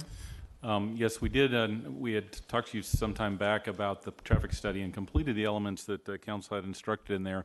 There was also some follow-up with the folks on Clay Street about trying to add either full-time or part-time bike lanes on there. And we found that it was pretty much of a struggle. The community was against that, and we didn't find we had the traction to go forward. We probably need to go back and keep talking on that. I haven't been involved in sidewalk discussions on Clay, but there is as you know, that area is not built with sidewalks. I don't know if Clay is one of the priority streets that requires it. There are some up there that we are putting in per council policy. So it just kind of stopped because there wasn't really any consensus. Mr. Avery, any thoughts you have on this? Sure. I think Mr. McCann makes good points. I was in favor of bike lanes, and I do think sidewalks would go a long way to do it, but I will tell you that the neighborhood is, from all we could tell, there were very few people in favor of those solutions on those particular streets. So the residents of Clay came out strong against bike lanes, having to give up their parking. And it makes it very difficult when you have a community to push something on residents that they don't want, in spite of testimony like we've heard here tonight. And so it's up to this body and town to decide whether we want to push through something like that and over residents' objections, because everyone is built into their right-of-ways to the curb in terms of improvements to their to the easements. And so those would have to be taken back. And we've done that on 15th, and it turned out really well. The city did a beautiful job, and I think residents are, for the most part, very happy with that. We lost a lot of old growth trees and probably saved a few people from some collapsing eucalyptus trees, actually. And it turned out well. And so it's just a matter of having the resolve as a community to do that. But I think for those of us working as council members, you know, we got to have community buy-in.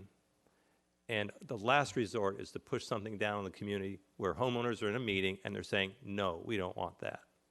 So this needs to be re-looked at for sure. And I think the community needs to do a little soul searching when it comes to this, and people need to let go of some of the things like their extra street parking, or they need to let their landscaping go, which is not theirs. They're on the city right away, and their brick improvements or whatever, and let sidewalks be put in.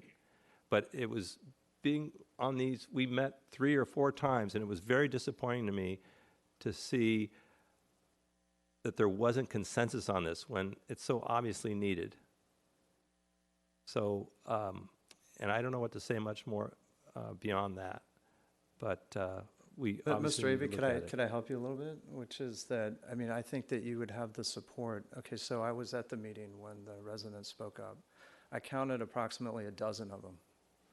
So that's 12, and I'll contrast that with the approximately 4,200 students that attend the 3 schools in the neighborhood and their parents, you know, so you probably double that population, you know, in terms of number of people that would support safe routes to schools for our children. I'm not going to argue with you, Mr. McCann, but they need to show up here. And I ask that over and over and over, and they don't show up. Okay. And they need to show up. I'm in your court. I agree with you. Perhaps there's a petition or some other way that we can meet in the middle in this. We can't drive that, and that really needs to come from the community, from the residents, and from people like you and other community leaders on this particular issue.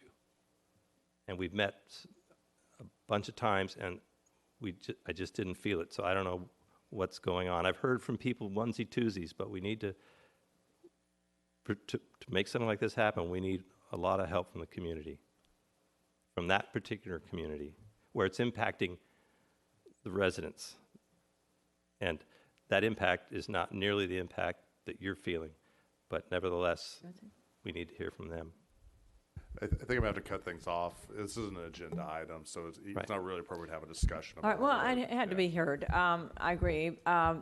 You certainly have made your point, Mr. McCann, and we'll be looking at what we can do. I did want to have one further question. Can we, Chief Lewis, would you mind just, one more question I just want, if you wouldn't mind. I'm just curious, what, if we can't do bike lanes and sidewalks, what kind of traffic management do we have in that area during school hours? We've been doing a number of traffic safety-related initiatives in the area over time, and some of those have been everything from educational efforts at the schools that we've seen, where we've actually had some curriculum embedded in our elementary schools and junior highs, trying to encourage safe traffic behaviors, and also not just for our kids, but also for our parents that are dropping kids off to school, because sometimes we have issues with them as well. We've also had some additional crossing guards that have been added in the area, and there's presence of our volunteers, presence of our police officers, our motorcycle officers, and our school resource officers to help facilitate traffic safety in the area. And those are the ones off the top of my head that we continue to do and will continue to do outside of some of the other structural engineering improvements that were suggested here. All right, well, anyway, let's conclude this, and thanks the public for their indulgence. It's a very important topic, and it's a conundrum, and we have to figure out a way through it, so we'll continue to talk through that. All right, thank you. Appreciate it, Mr. McCann. Thank you. Ms. Brenner, did you want to make a comment? I did want to make a comment. One of the reasons that I'm suggesting that we put on a future agenda item the discussion about a Traffic Affairs Commission is because these issues are so complex, and it's not just Newport Heights that has traffic issues around schools specifically, but in Corona Del Mar Village, we have terrible traffic problems.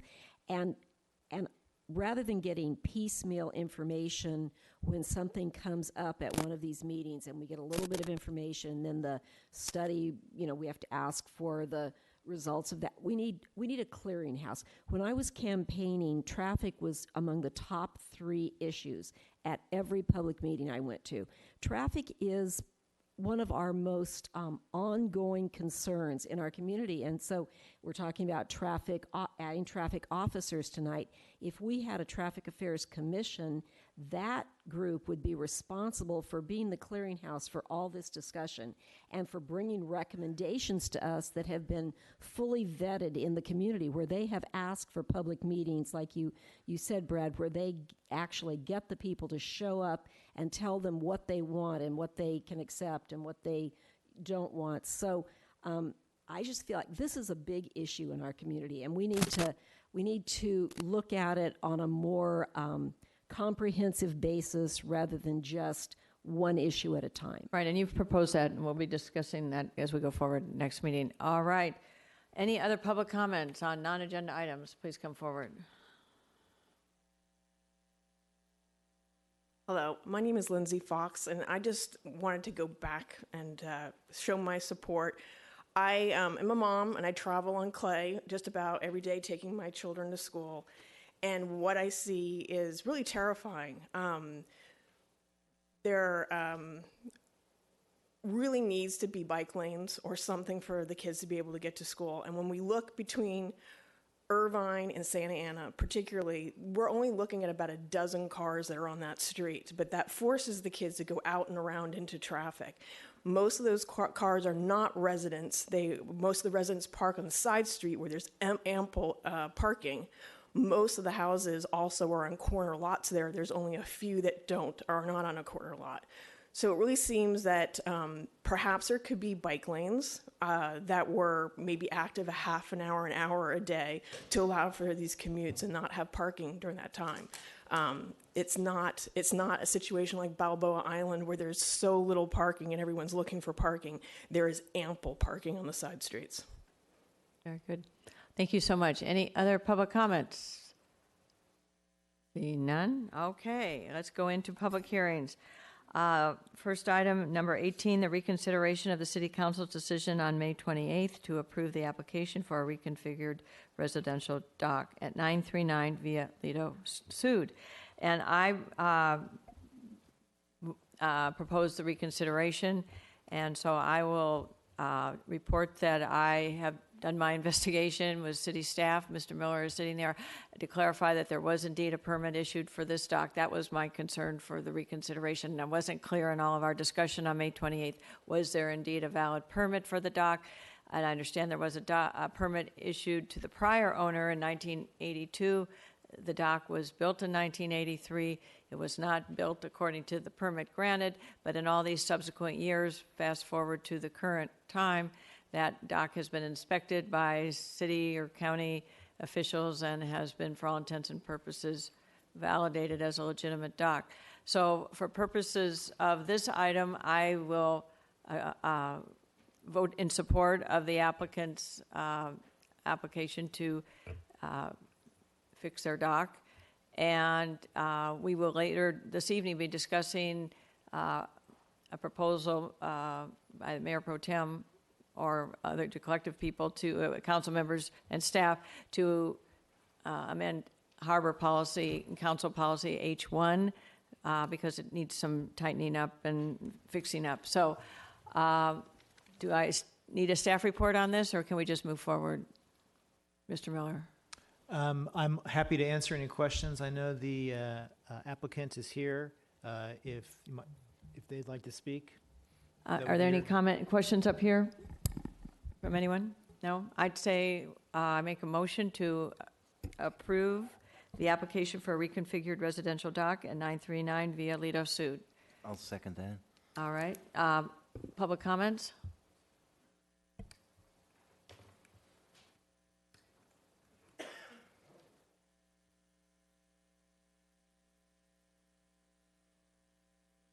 Mayor Dixon and members of the council, my name is Jim Mosier. This was actually noticed as a public hearing. The staff report says it's a public hearing. I think there was notice in the paper. It's a little unusual for council people to announce their vote before the hearing has been conducted. I wanted to call the council's attention to attachment G, which is at the very end of your staff report. When you held the first public hearing on this, the council was a little vague on why the Harbor Commission had done what they did. You have a very nice memo at the end here from Commissioner Paul Blank explaining 1, 2, 3, 4, 5, 6, 7 reasons why he thought that the approval of this dock extension beyond the pierhead line, beyond the line where it currently is, was inappropriate. That seems like new information that you should be considering in a public hearing tonight. And I think you might come to a different conclusion than you did then. I think some of the information you had at that meeting was not totally correct. I believe Mr. Miller may have given you the impression that under some previous version of the policy H1 that the homeowner had a right to go out beyond the pierhead line, and that had been recently changed without their knowledge. That information, I believe he can confirm, is incorrect. There never was a policy H1 that allowed this property to go beyond the pierhead line. And although the dock that is there now goes 6 feet beyond the pierhead line, that doesn't give a right to move still further beyond it. And as Commissioner Blank points out, whether it's been inspected or not or reviewed, the 6 feet was never part of the original permit. The property never had a right to go beyond the pierhead line. I think his other points here are all important and should be considered and part of your hearing. And I'm sympathetic to the property owner that the conclusion that they should not be building this large pier going further out into the harbor and obstructing navigation is something that they should not do. They may have had the impression they had the right to do that. I don't think they ever did, and I don't think you should approve those. Thank you. Thank you. Any other public comments? Please come forward. Oh, I'm sorry. Mr. Avery, did you want to speak? Or do you want to wait? All right. Yes, Madam Chairman, I had prepared a PowerPoint for this evening in the event that there was a public hearing. If I could get the control and ask the clerk to put it up, I would like to respond to Mr. Mosher, and I think the PowerPoint will be helpful. I don't think I'll go through the whole thing because we've been through these things before, and some of it is, you know, an attempt to think I have to refresh your recollection. Something tells me I probably don't need that much to do that. So I am Sherman Stacy, Mayor Dixon. I'm here on behalf of Mark and Shauna Conselman, who own the property at 939 Violito Sud. The existing policy H1 required these 3 findings.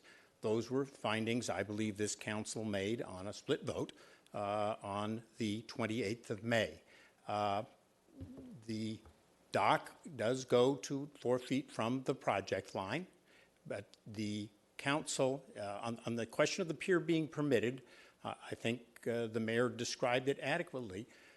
There was a pier permit. It wasn't built in exactly the right spot, but it was inspected by the city, taxed by the city, and when the Conselmans bought the property, they had no knowledge that it was not exactly as approved.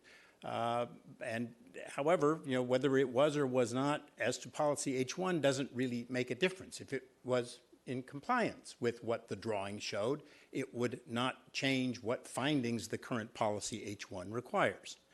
So here's the approval of the permit. You'll note that date on there, OK 2998.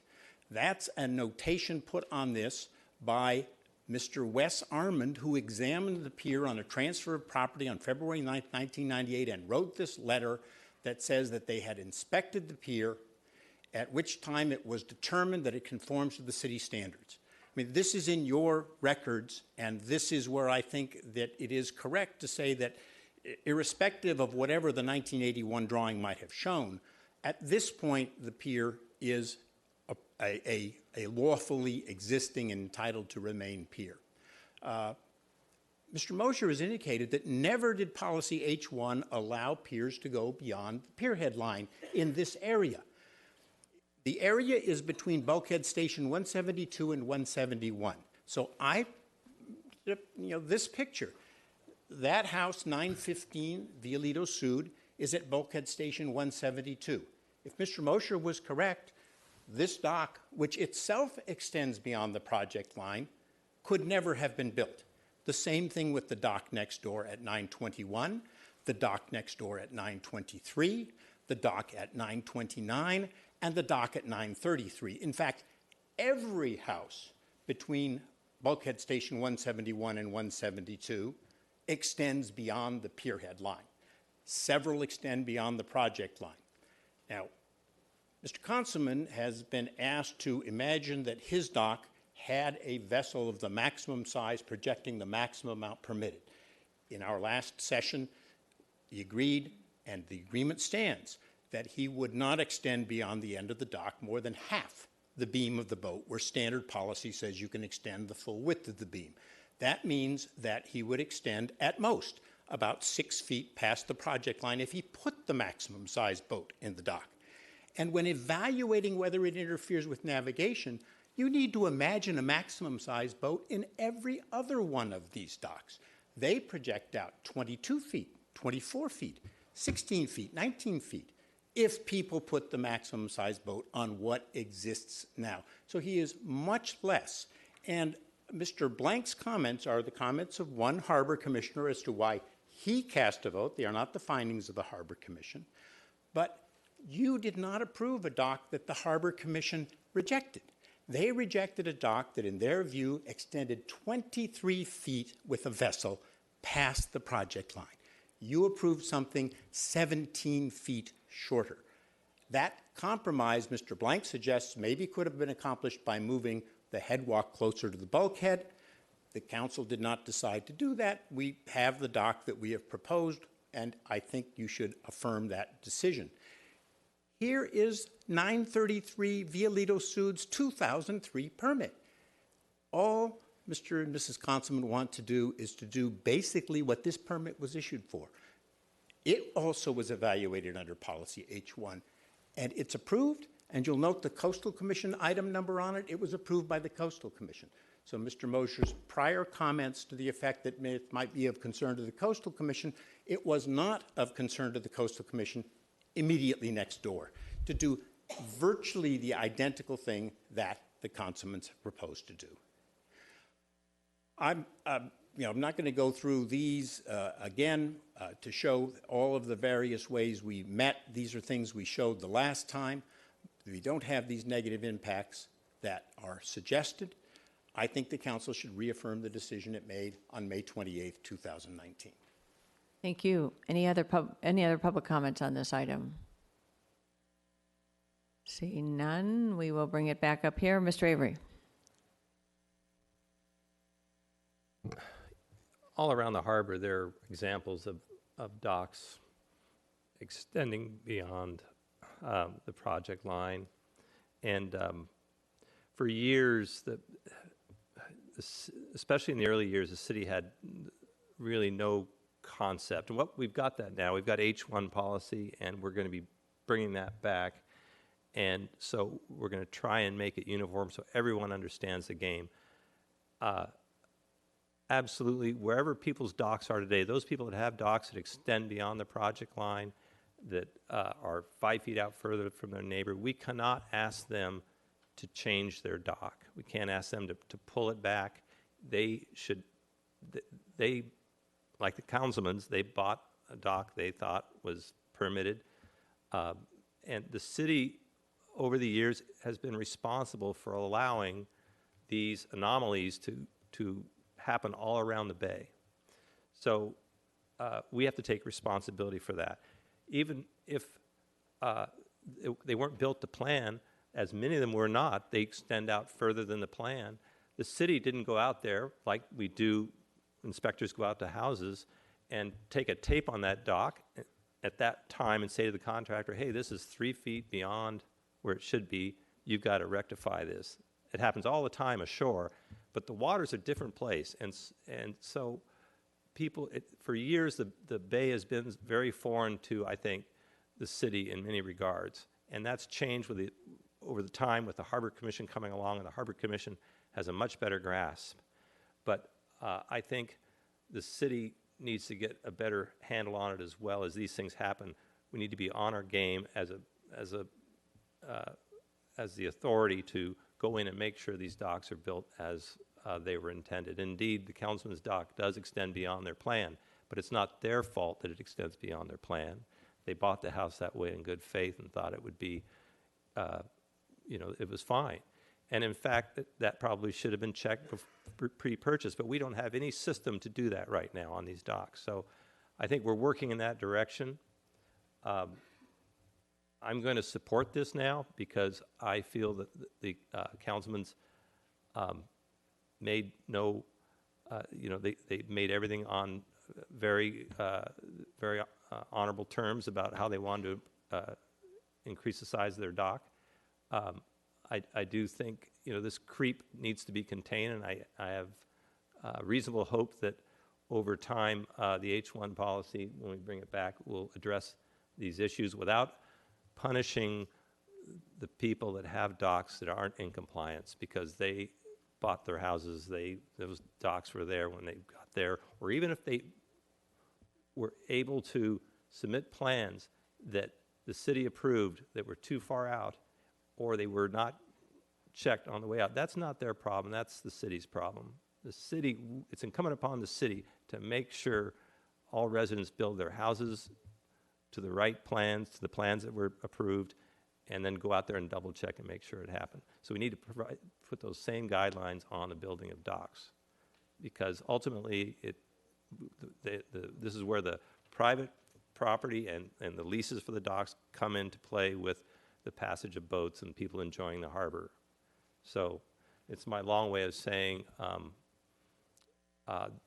this is, I think, closing the door on this, and we'll go forward and make sure that we've got a little more horsepower on the H1 policies, which is something that's been coming for a long time, and I think we're there. Very good. Thank you. Thank you. Ms. Brenner. I'd just like to say that in deference to our Harbor Commission and the really knowledgeable, hardworking commissioners that we have serving there, I'm going to abstain on this issue because I just feel like when we have commissioners of any sort that are so diligent, so well-informed, and so conscientious that I will very reluctantly go against them unless I have absolutely 100% confidence. So I will abstain on this. Okay, any other comments up here? And we closed the public hearing, I should have said that. I will make a motion to support the reconsideration to approve the application for reconfigured residential dock at 939 Violeta Sud. Is there a second? Yes, I'll second that. Mr. Duffield, let's vote.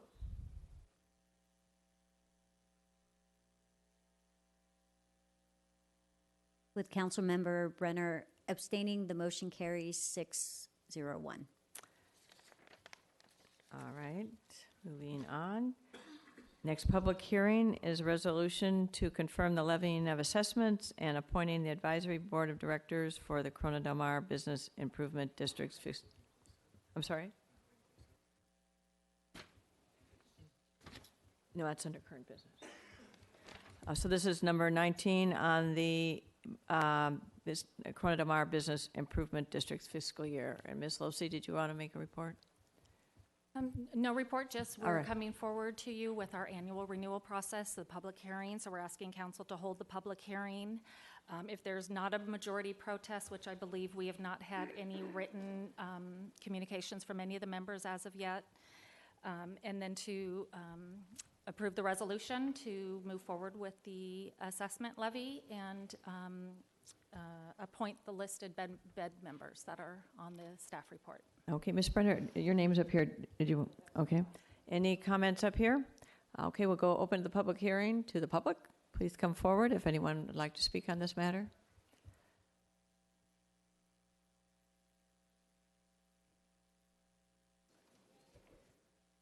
Mayor Dixon, members of the council, my name is Jim Mosier.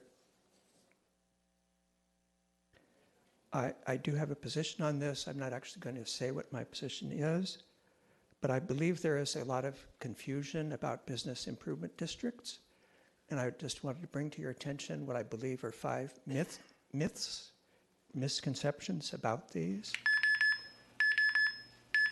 First, we are holding a public hearing tonight pursuant supposedly to state law. I think it's a myth that business improvement districts in Newport Beach have to be bound by state law. As a charter city, I think we have wide latitude to create whatever kind of business districts we want. Second myth is that this 1989 law, which we're supposedly having this hearing under, that the thing that the city created many years ago, that these actually are business improvement districts. The word district does not appear in the 1989 law. These are technically business improvement areas. Myth number 3 is that this is an organization, the BID, somehow something separate from the city. We actually heard from a city representative that they're city committees. They're actually neither of those. The 1989 law allows cities to declare areas in which they collect revenue for the benefit of people being assessed in that area, and the city is supposed to be spending the money for their benefit. The only outside involvement is an advisory board, which is just supposed to provide advice to the city on how to spend the money. They're not supposed to be an administrative board, which is actually the way our boards are operating. The fourth myth is that each year we have to recreate, or whatever we call it, renewing the bid. The bid is not something, or business improvement area, not something that needs to be renewed every year. What's being renewed is just the levy on it. And the fifth myth is that state law provides, because that's part of the agenda item here, advice to us on how we should appoint the advisory board, and we claim we don't follow our usual rules for appointing advisory boards and commissions. We defer to state law. There is nothing in the 1989 law that tells anybody how the advisory board is supposed to be appointed. So much of this is misconception or myth. Thank you. Thank you. Any other public comments? Please come forward. Okay, I'll close the public hearing. Come back. Do we have any comments? No? Do we have a motion? Want to move? Okay, motion by Mr. Duffield. A second? Move the item. A second? I'll second. We have a second. Let's vote by Mr. Herdman.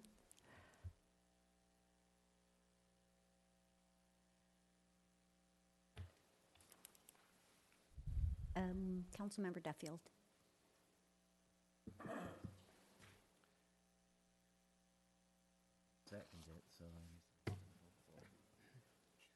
With Councilmember Muldoon and Mayor Pro Tem O'Neill voting no, the motion carries 5-2. All right, public hearing number 20 to adopt a resolution to confirm the levying assessments and appointment of the advisory board for the Newport Beach Restaurant Association. Similarly, staff, do you want to make a report? No report, Madam Mayor. We're just asking you to hold a public hearing, and if there's no, there's less than 50% protests received, that you go ahead and approve Resolution 2019-61. And I can confirm there have not been any protests. Okay, seeing no comment from the dais, we'll open a public hearing. Public comments on this item, please come forward. I have PowerPoint. Good evening again. I'm Hoyan Yip, a cleanup volunteer with the Sierra Club. The restaurants made their case the last 2 times. The way Jim Walker spoke, you can tell he goes to speak on Newport. I support the bid, renew or reorganization. When I went there, I realized the money didn't grow on a tree.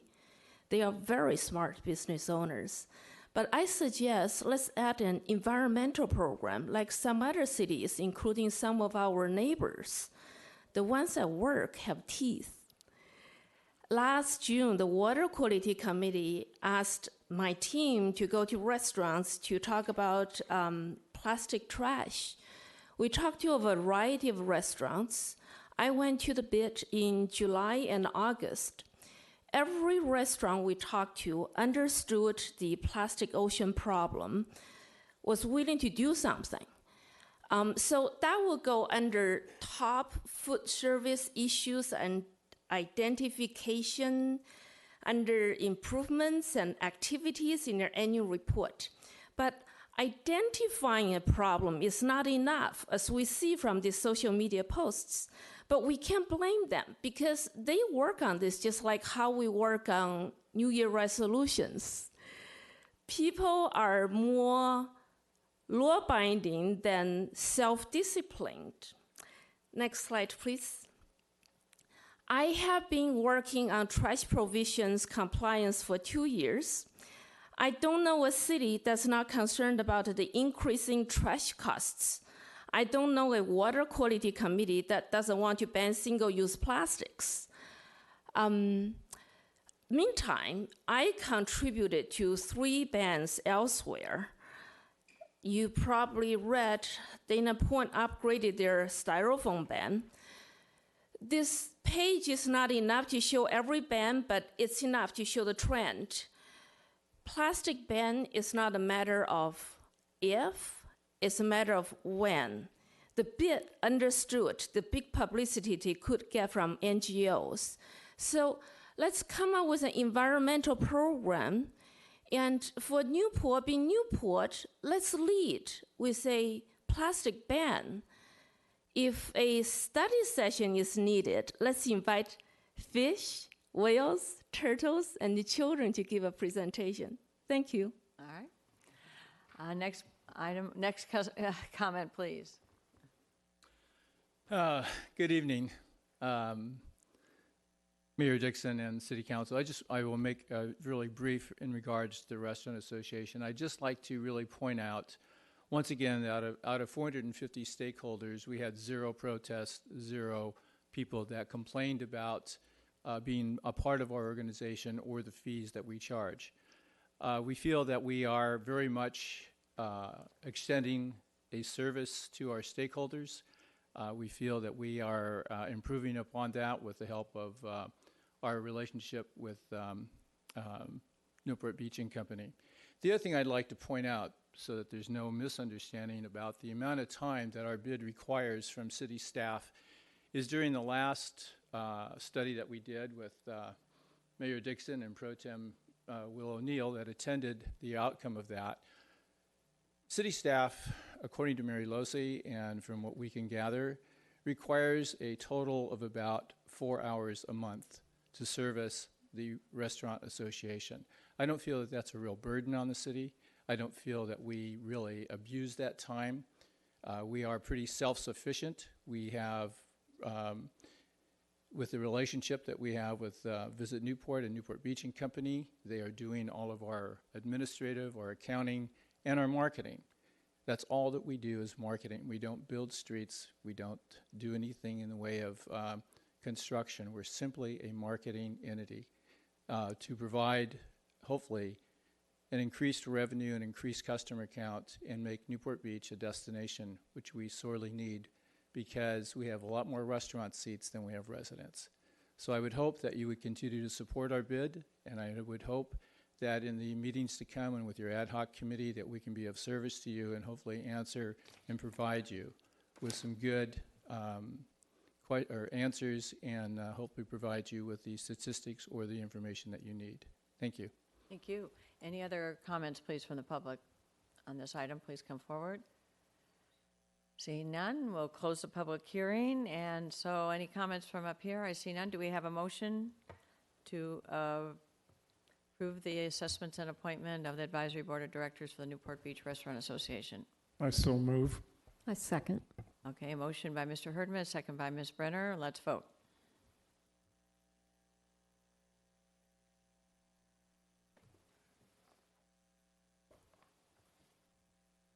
With Mayor Pro Tem O'Neill voting no, the motion carries 6-1. All right, as I announced earlier, we're going to move up we're now in current business. We are going to move up the police item number 25, which is the addition of one full-time police officer position. So there's not a staff report because I requested this, so I will update some information that I presented 2 weeks ago. Ms. Losey, do you want to come back down here to the computer? Because we moved it up. Thank you.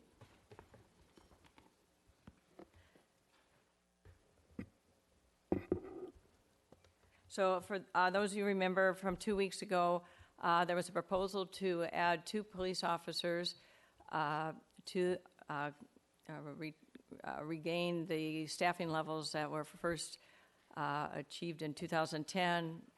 The city councils previous to ours, current and former, increased by 4, and then another form on the crime suppression unit. So we're still too short of the 2010. And the case I made 2 weeks ago is to describe how external circumstances have changed in our community.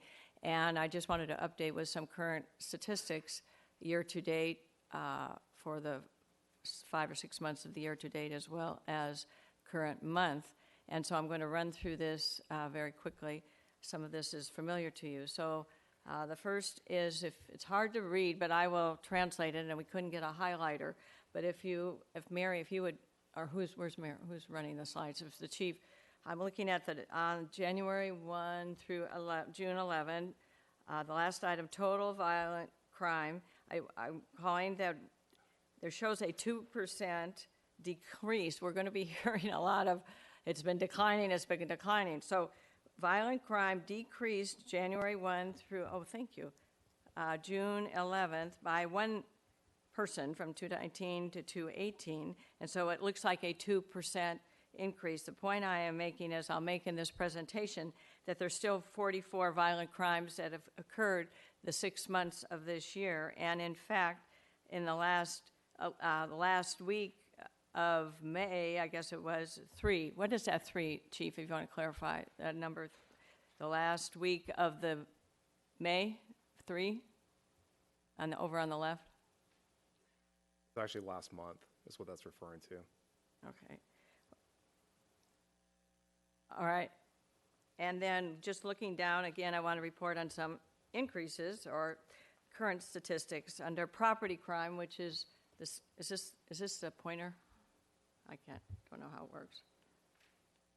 All right. Am I pointing on it? No. It's hard for me to point on it. Anyway, under property crime, just to eyeball this, 3 items down, commercial burglaries have gone up year to date, 37 over 26 for the same period in 2018. Burglary theft from auto has increased 307 incidents in 2019 versus 252 in 2018 for the same period. And all the way down the line, 12 burglar thefts from boats, auto theft 70 over 69, 4 arsons over 1, and a total property crime 822 over 821 last year. For the total Part 1 crime, the most serious crimes is 866 over 866 last year.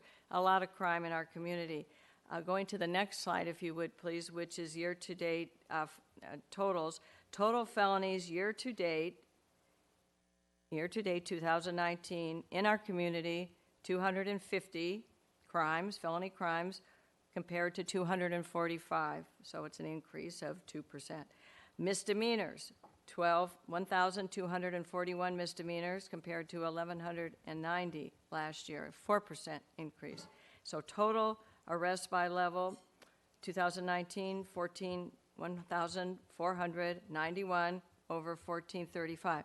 Now, I'm sure in these charts, and I've gone through these, and I know their eye charts are hard to see, statements have been made, well, crime is going down. In certain areas, that is true, but because our numbers in our community are relatively small overall, if there is a decline of 1 incident, there still may be 50 incidents, but 1 incident means that it's gone down 3%, just using that for illustrative purposes. So my point here is that, as I will make a point as we go forward, there are external factors driving this. If you would just look at the month of May, this is a month ago, we had 9 violent crimes in our community in the month of May. 9. Now, maybe in 2017 there were 11, so, crime is going down. We have 9, 1 crime, 1 violent crime is a crime too many. I'm not saying it could be prevented. The point is that it exists. If we don't have officers to arrest, then we show a decline in crime. So it really feeds, if we don't have the people to make the arrests or to be on their feet on the ground to witness a criminal situation, then there's no incident of crime, but crime may have been committed. Also down under property crime, total property crime was 122 last month versus 176 in the prior year. So that was a decline. So there was about 50 fewer, so a 31% decline. Great, I'm thrilled. I'd rather see declines. The point is crime is being committed in our community. Total part-one crime last month, just 1 month, 4 weeks, total city, 131 Part 1 violent crimes. And just on the next page, Chief, if you'd flip to just the total arrests for the month of May 2019, increase 338 arrests of felonies, misdemeanors, 338 compared to 310 last year. So crime is increasing, and there are external factors I'll explain. So they do go down, but they do go up, and that is my concern. These are real numbers. Now, if you flip to this geographic map, this is a current map. You could anybody can pull up off the internet. I did crime events surrounding Newport Beach. Here we are. Now, you'll see Newport Beach looks pretty isolated there. I don't know why they're not reported, because I'm just talking about crime that's existing in Newport Beach. But there is crime surrounding us, and there's a reason for it. And we've talked about this, and I talked about this 2 weeks ago.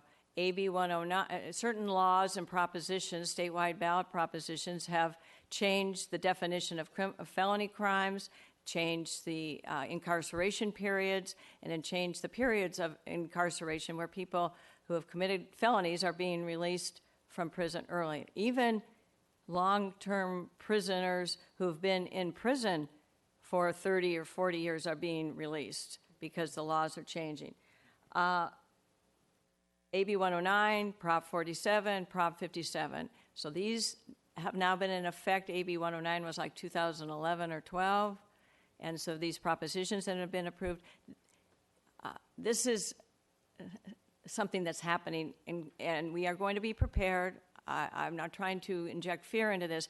I'm talking about not what happened in the past, what's out there in front of us and how we can be prepared. Property, next slide, please. Property values and desirability of this city is very important. I pulled off the California Safest Cities of 2019. You could Google this. Newport Beach is number 38 in the state of California. I don't know about you, but that's not good enough for me. City of Irvine, right next to us, is 250,000 people, is the number one safest city in the country, or in the top 10 of the country. So for our population of 86,000, our median income, a wealthy community, our violent crime rate is 38th in the state of California. And property crime rate per 1,000 is 24 properties per every 1,000 population. We have 86,000 population. If you'd please flip to the next slide. So District Attorney Todd Spitzer stated on October 2018, crime is up in all major categories in Orange County. Rape is up 25%, robbery 29%, murder 8%, assault 17%, burglary 8%, auto theft 37%. In fact, Orange County now has the horrible distinction of having the highest stolen property rate in Southern California. Also, I've heard that we have had, I skipped over this, in the homicides, we've had 2 homicide incidents so far this year, 5 victims. Newport Beach is the highest murder rate of any city in Orange County, excluding Santa Ana, as we speak. So while those particular incidents may have been familial, related, mental illness situations, the point is we have our police detectives working literally overtime, doing the necessary paperwork and investigations to work with the district attorney's office and solving these crimes. So it's not just, these aren't really murders. If I sat here a year ago and made the same point that we have a crime problem affecting our community, and I said, you know, just you wait, we might have a murder, people would have said, oh, that's not going to happen. We've had 5 people have been murdered in our city in the last 6 months. Supervisor Don Wagner recently stated, just a couple weeks ago, there has been an increase in property crime during this period. It's a problem countywide in part because of the trickle-down effect from AB 109 and prisoners coming down to the county and the county having no room and releasing them. So they're committing crimes, they are incarcerated for a brief period of time, and then they're put out into the community. And Mr. Wagner elaborated that as a result of these recent state laws that reduce punishment and sentencing for property theft, the carrot and stick approach is difficult to implement as the state has taken away all the sticks. We are seeing an uptick in crime as people are less afraid of doing time and are more willing to engage in property crimes to fuel drug habits. So this is our world today. So if you'd please turn to the next slide. Crime statistics represent real crime, as I said 2 weeks ago. These are our victims. These are residents in our community experiencing real crime. And various crime levels do fluctuate from month to month, week to week, year to year. But we are seeing a steady level of high numbers of crime in a community our size.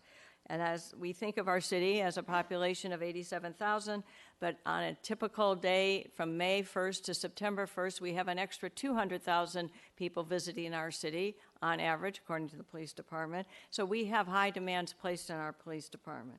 I want to look ahead. I do not want to look back. I want to look ahead and be prepared. Noah's Ark was built before the rains came, not after. We've got to be prepared.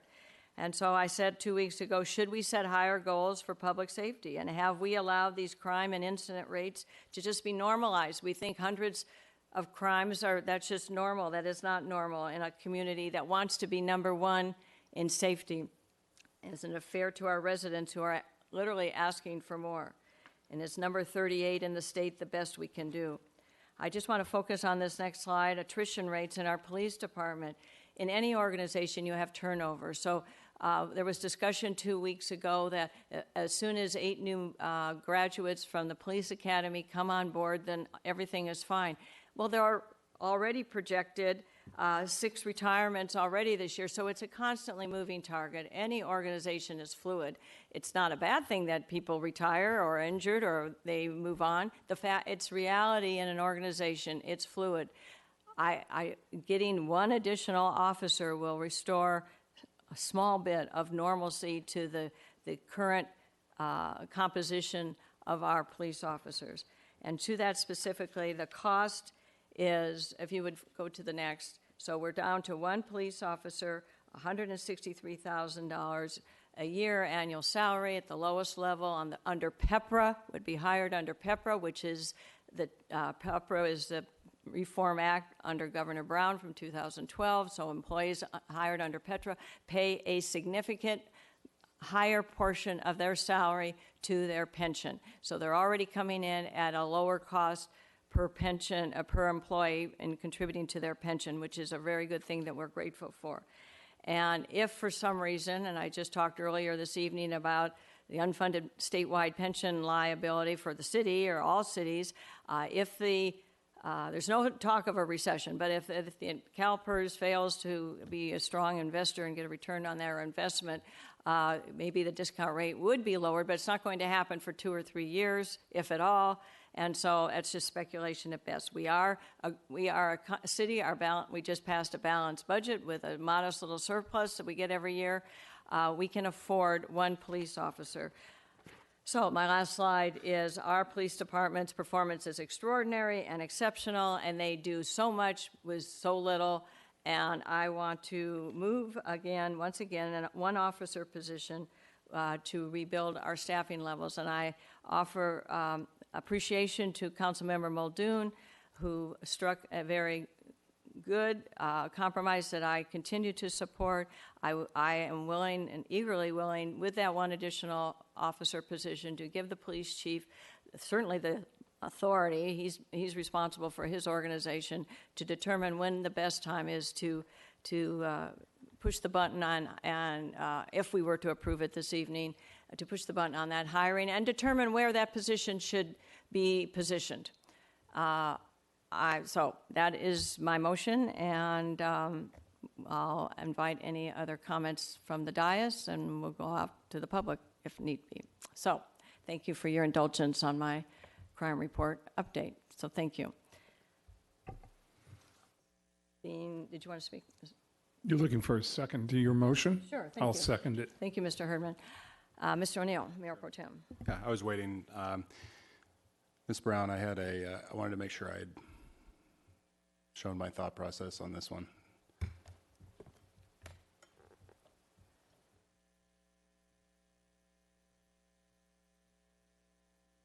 So while she's doing this, I'll just say real briefly, this is actually a really good time in our city to be having a discussion like this. When we have crime that's down and revenues that are up, it's a whole lot more fun than in some of the other cities that we've been seeing in the news lately. For example, there's a South County city right now that's going to have a special meeting because they had a council member leave in the middle of the meeting and they couldn't vote on the contract for their sheriff department. So they had to have a special meeting because if they hadn't done that, they wouldn't have police services starting July 1st. We've got a neighboring city with we've seen them in the news recently where they are going through and dealing with budgetary issues where they're actually talking about cuts to make sure that just the normal staffing levels that they have are there. And, I'll also mention I've had a lot of really good conversation with folks by email on this issue. The emails were mostly focused on whether we could add police officer onto the peninsula. I think as you just heard, the discussion's not whether to add an officer directly on the peninsula. The discussion is actually to have an officer assigned somewhere when that position is filled. And look, I think it's worth you hearing the thought process that goes into this because the mayor has given a thoughtful presentation and she clearly has the intention at the end of the day of increasing public safety. And that is not just a noble intention, it's the prime directive. I mean, it is the number one thing, frankly, that we ought to be focused in on as council members. And in my discussions with folks in the community on this issue, my view has changed just a bit. It's not quite to the level of the motion, but I'd like to explain how I got there, and then actually what I think the better suggestion might be in terms of responding to folks. So to piggyback a little bit on what the mayor had mentioned, and this is a bit small too, so I'll just tell you, in terms of Part 1 crime, in 2018, we did see a decrease citywide over a 5-year average of just under 2%. In Area 1, which is the peninsula, we saw a decrease of 20.6% over a 5-year average. Next slide, please. Actually, can I borrow that? Let me see if it'll work. Sure. Yeah, I appreciate that. I'm just going to test this real quick. Oh, look at that. All right. So calls for service. Calls for service is not just an indication of how much crime has actually been followed by the arrests made, but it's actually how many calls have been made in a particular area. So Area 1, we've actually seen a substantial decrease over the last 4 years. I think I know why, and I'm going to show you a slide later on that shows why, but we've actually seen a substantial decrease in the calls for service, so not just the crime, but actually the calls for service as well. And also ABC licenses have been substantially decreased, which I'm sure residents are thrilled about. I will note there are, of course, differences in ABC licenses. I made this point at the last meeting, but the difference between a Pavilion's liquor license, for example, versus a Sharky's liquor license is, yeah, that's a big difference. So I think I'm seeing a whole lot of heads nodding in the audience. So I wanted to also talk a little bit about areas. So I keep mentioning Area 1. Area 1 is the peninsula, Area 2 is in the yellow, Area 3 is in the green, Area 4 is in the blue. And the total Part 1 crimes in each of those areas in 2018, in Area 1 last year there were 364 total crimes for Part 1. In Area 2 there were 582. In Area 3 there were 798. And in Area 4 there were 499. And the reason I bring this up is because this is one of those moments, it's a really good reminder. We all represent every single square inch of this city.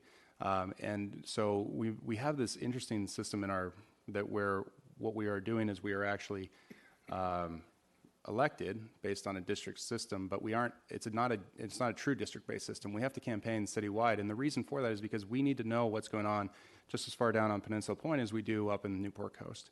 And so when we're looking at this, we need to be looking at crime area by area by area. And the interesting thing is our police chief obviously represents the entire city. And so once a month, they have a crime stats meeting where they go area by area by area by area, and they look at the crime stats. They look at the hard numbers, and you've got to look back to be able to look forward, because in order to know exactly what you need to be allocating your resources towards, you need to know what has been happening year over year, what are the trends, and where should we be properly allocating it. And I will say, I have no idea where we're properly allocating it. That's not my job.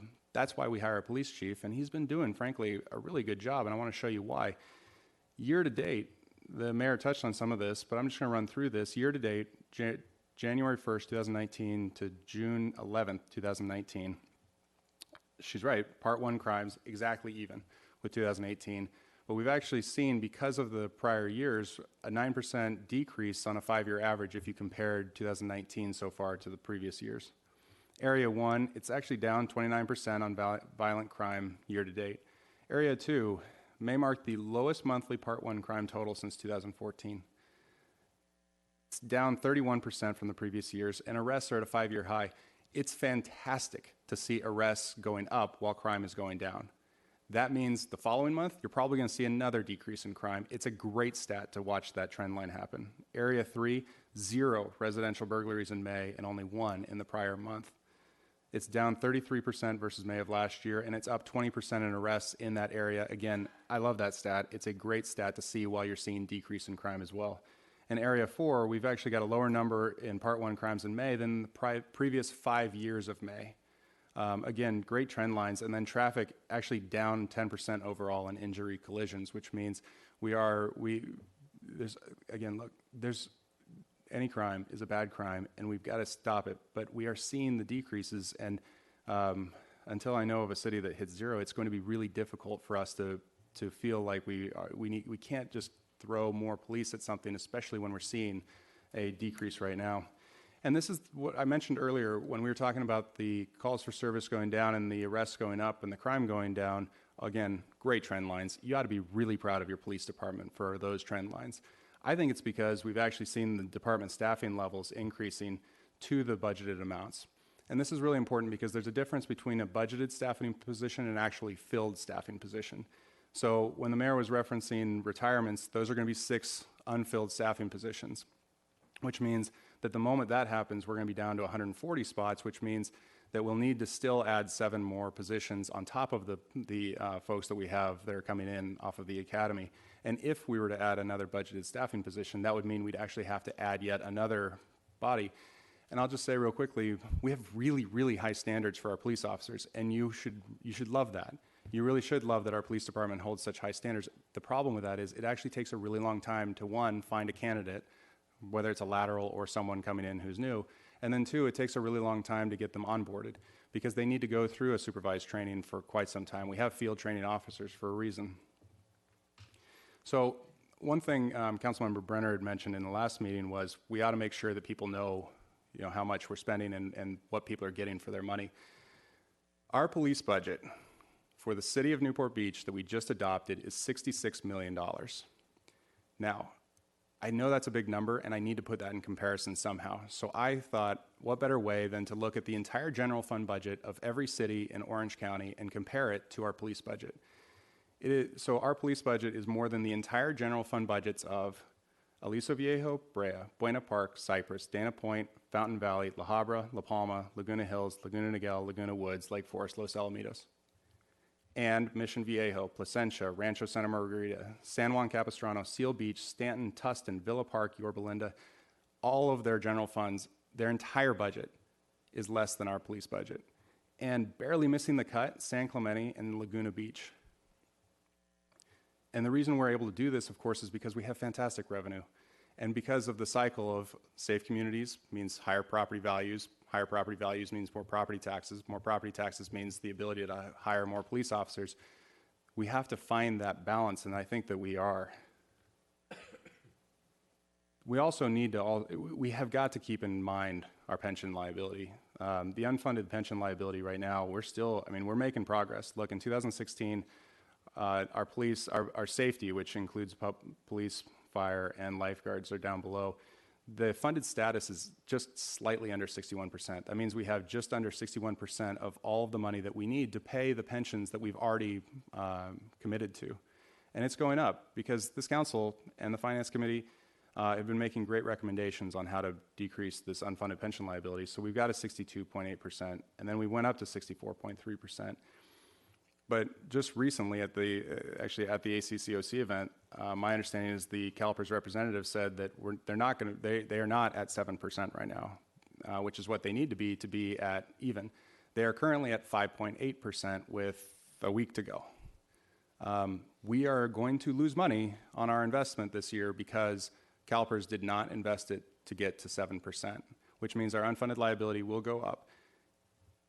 Except, again, this council is doing a great job of paying down the discretionary amounts of paying toward a discretionary amount toward this unfunded liability, and so it's drastically important that we continue to pay attention to all of the balance of our pension liabilities.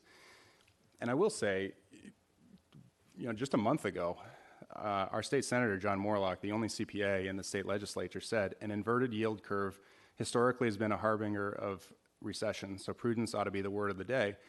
Now, I'm going to tell you, all of your eyes are going to start glazing over when you read the words inverted yield curve, but let me just show you what that is. I was at the Chapman economic forecast recently, and this is Jim Doty, great economist. That red line that's trending downward, that is the 10-year Treasury note. That is supposed to be above the gray line, which is the 3-month Treasury bill, because people should be willing to pay more for a longer-term interest rate. And the reason that this is a problem, and fortunately he actually did the presentation, it says, why is it so dreaded?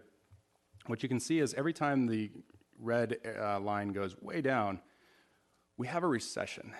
Now, Jim Doty, to be fair, he did say this time is different. And he followed that up immediately by saying, but the 4 most expensive words in the English language are, this time it's different. And so I will just point out that even if there's a possibility that the trend line continues and we are looking at a potential for a recession, it's a much better plan to make sure that we're nimble, we're agile, we keep that discretion. And to be fair, this was the breakdown on the budgeted position that we were looking at right here. The base salary is $92,225.90, and when you factor in all of the additional budgeted items, the total cost that you'll see in the staff report is $146,555.30. So here's my general thought. My general thought is that if we're looking at a way to immediately have impact somewhere in the city, because we heard you, we clearly have issues where we need to put bodies in places right away.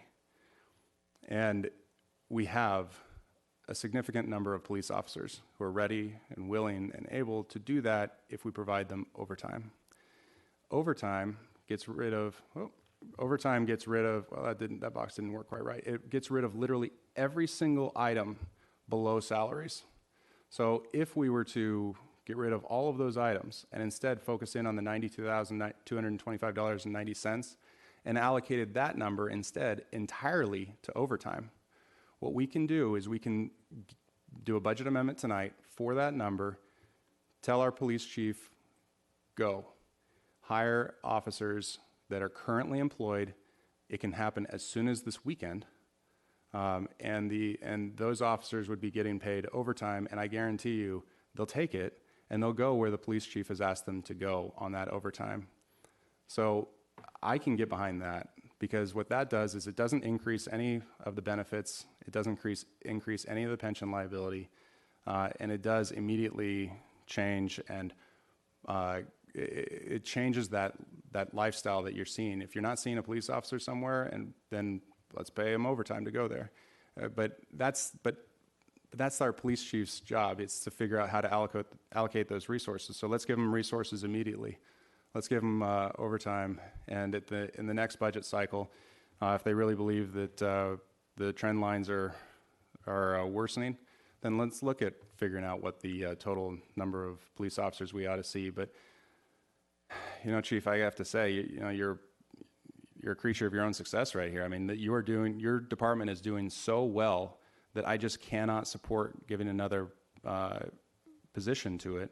But I would support giving that base salary and overtime, and and if there's the will of the council to do so, I'd be more than happy to support it. Thank you. Mr. Muldoon. Thank you. If you're watching from home or you're here this evening, you may have conflicted feelings about some of the information you're being presented, because it may not sit right with your gut, probably because it should not. Because Sacramento has conspired to mislead the residents of every city in the state on the crime numbers and the crimes that are occurring in their own backyards. Obviously, social media has heightened awareness of crimes to the point where some people think it is higher or more threatening than it is. But when Sacramento passed Prop 47 and 57, they took many crimes and they made it misdemeanors. They're not worth a police officer's time because someone's going to get out without bail right away. Or they've totally decriminalized it and its effectiveness and ability to prosecute it. So one of the most popular ones are retail crimes. It used to be that someone would spend the night in jail and they'd face serious prosecution for stealing from a retailer at Fashion Island. Now they're booked and released if even taken back to the station at all. We're obviously seeing our gut may not fully agree with either presentation given the seating when it comes to numbers, because we're seeing increased homeless individuals on the streets. And it's something that we just can't deny. I believe one of our jobs here is not necessarily to look at numbers, but to see trends on the horizon. I also believe that budgeting staff positions is not necessarily a bad thing, because that means the city cannot spend that money on something else. I'd prefer, and this is why I propose this compromise, to give the police chief an additional position, if he so decides to, at his own discretion, despite the fact he has not asked for an officer yet, because I want to give the law enforcement in our city the tools necessary to protect the residents of Newport Beach. I also know that there's something actually that Councilwoman Brenner said that I thought was quite inspirational. She said we should be aspiring for lower crime rates, not simply looking to match the crime rates that we've had in the past. And I think that between the combination of our duty to protect the residents of Newport Beach, to see the trends on the horizon, and to do the best we can for the city, that the compromise would sort of split the baby between the mayor and mayor pro tem's positions. I think they both have incredibly valid points. They're both touching on truth, and I think that because of the way Sacramento has distorted the numbers intentionally to empty the prisons into our streets, the truth lies somewhere in the middle. And that's why I offered that compromise. And I think that we can keep our fingers on the pulse of this item and review it again down the road if have to be, but I'm hopeful that that we can get behind this one full-time police officer position that may or may not be used at the discretion of the police chief, and so that's why I'll make a motion to move the item. All right, and I'll second the, or did you second it already? And you second it, all right. Okay, that's all right. My apologies. That's okay. Any other comments up here before we push it out to the public? Did you want to speak, Mr. Duffield? Yeah, thank you, Mayor. So I like hearing the word nimble, and I've run my business for 50 years, and we have ups and downs, and it's very difficult when you, especially in my area, where I make something you absolutely positively don't need. So I love the idea of overtime. It's what we do a lot, and it's an answer that I feel it's summer now, and we need this now.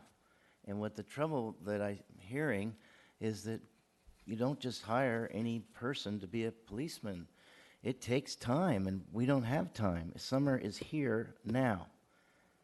So I am a big proponent of getting some results through overtime, unless our police chief says that, because obviously I build boats and I don't do this. So if you think that overtime's not as effective as it is in my business, let me know. But that's a very good suggestion, because again, it's summer and we need it now. And then as we go down the road, if these numbers change and things, then I'm all for hiring more people where needed. Thank you. Just to clarify, we do use overtime now. I mean, it's not verboten. We pay for overtime. That's correct, ma'am. We do use overtime now. Yeah, it is, and we have to be managing. Organizations have to manage them overtime carefully, because you don't want to burn your people out, because they are on the front lines of keeping our community safe.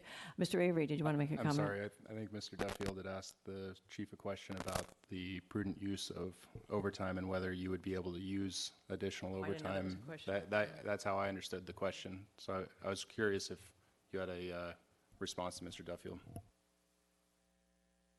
Certainly, we use overtime, and the majority of our overtime we use to meet our minimum staffing levels. That's where the largest chunk of that is. There's obviously overtime that comes for a whole number of different things, such as court on call. I mean, you name it. There's a litany of different needs that are outside, and largely that is because we are a shift work-based organization. So overtime is something that is that's part of our business model. And we also do overtime for special events or when there's also special needs. Let's say recently we had residential burglaries that have been an issue in the east side of town, dinnertime residential burglaries. These are times where we would take overtime specifically to address a specific crime trend or pattern. So those are just some examples of the way that we use overtime. Okay, thank you. Mr. Avery.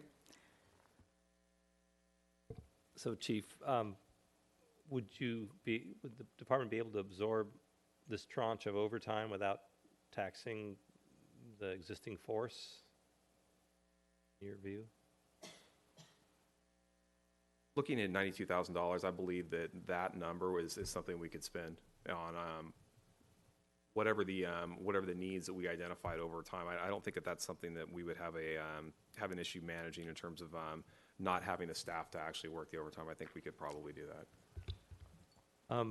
Yeah, I'm intrigued with this concept of if we can, it's sort of like we get both. We save on the pensions, and we get officers on the streets as we need them. And we get it right away, which is a real plus. So I think you know, it seems to me it's a pretty good option, or something we should really seriously consider. And then look at how the staffing levels go in the next year in terms of how many hires are made. And the other flip side of it for me is being in the education business and with the pension, there is no question in my mind that it is a constant threat to cities, and including a city like this that does very well with property tax. It can be stripped away so fast if they lower it from 7% to 6.5. It's just crushing. So, you know, it's compelling to try and save wherever we can on this issue of pension expense. And if we can do both, fine. And then, but I like the idea of being able to switch, and then if we looks like it's not working for some reason, we can go and hire full-time if we feel that's the direction we want to go. But I think this might be a good thing to at least try and see how it runs for the first year. And I'm all for, I completely understand the mayor's position. Well, it's all of our positions. We all know the city is taxed at high periods when in the summers when we've got big crowds down here. So we do need to have enough officers to handle everything, and it's really tough to balance it out with the budget, of course. It's very expensive stuff to do, but we must do it. The safety of our community is important, but I think if we can get that same level of safety and then save on the pension, I think that's a double win. Can I just clarify? I don't think we save on the pension. Even on overtime, you're paying, that's PERSable. Overtime is PERSable labor cost. I think it is. It's the total cost. It's not? Are you sure? Overtime's not pensionable. All right. Okay. Let's take out these people have been waiting all night. So why don't we start with some public comments? Please come forward. Again, Ken Rawson. And maybe I missed that last answer with my faulty hearing, but can I indulge and ask Chief Lewis a question? Because what I'd like to understand is I think you've represented this additional overtime as straight time cost. So I'd like to understand when you have overtime for an officer Monday through Friday, is that time and a half, time and a quarter? What is it? It's not straight time. Am I correct? Overtime is calculated at a higher rate than straight time. So if an officer is working their regular shift, they are working at straight time, not overtime. Well, I'm just trying to understand. If we work somebody on the weekend, Saturday or Sunday, is that time and a half or is that double time? It's neither. We staff on the weekends. We have minimum staffing levels on the weekends. So you pay the same rate on Saturday that you pay on Friday? Correct. That officer. Same rate on Sunday that you pay on Friday? Ken, why don't you address just the public comments? Oh, I'm sorry. Yeah. So I'm just trying to understand that, because in the business I'm in, we don't pay the same overtime on Sunday that we do for Friday. And I think there's a misnomer that you're doing there, Will, with that calculation.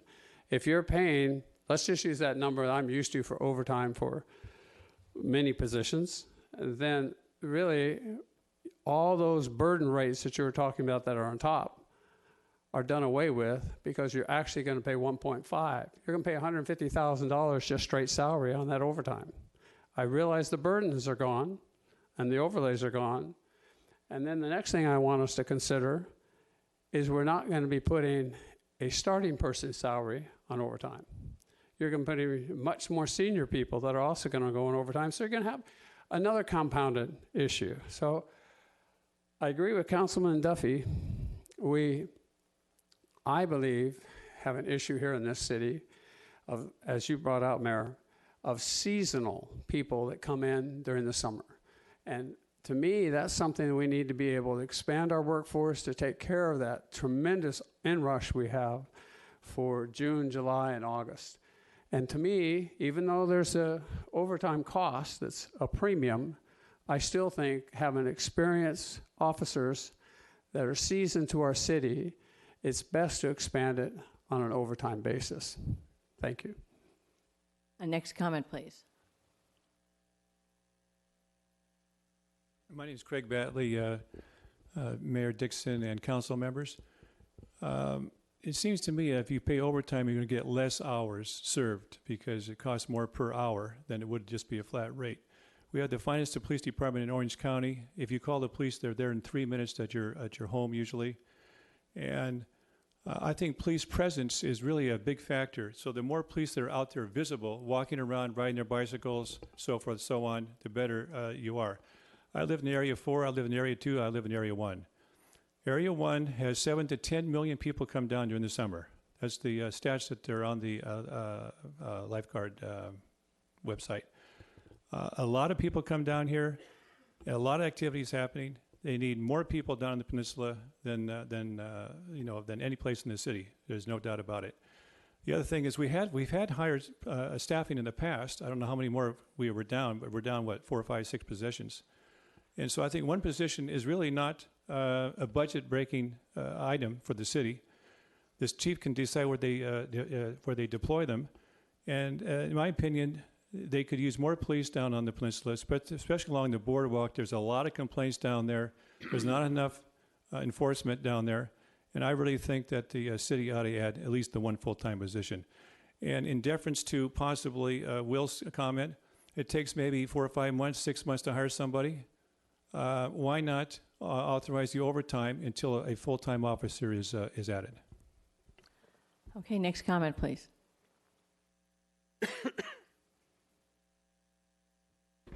Carol Martin, also from District 1.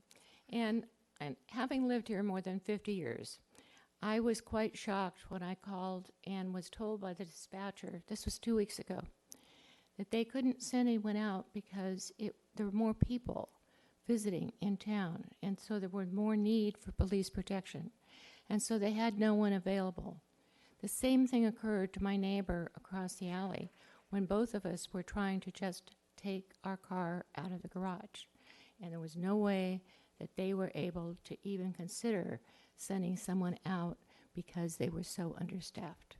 I really appreciate the wisdom you're using in your economic planning, but at the same time, let's realize that there are situations where the peninsula needs this kind of help, and it's part of the whole picture. Thank you. Thank you. Next comment, please.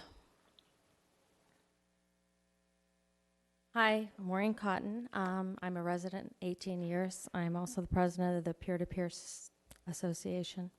And I have two things. I guess I want to comment on Ken's earlier statement about the fact that it would be great to have a report every week as to what citations have been placed.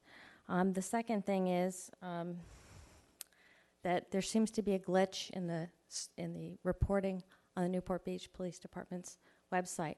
There's actually 492 Part 1 offenses in Area 1. I went through every single click on the map and built a spreadsheet for every single one and linked them. So there's actually only been a 2.7% decline on the peninsula, but it's pretty much in par with all the other areas that you mentioned, the other 3 areas, except the footprint of those areas has got to be close to 3 or 4 times the land mass that the peninsula does.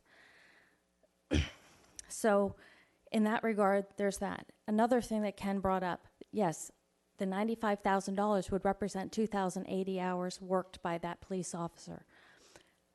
Time and a half will cut that by, I'll tell you, assuming a time and a half,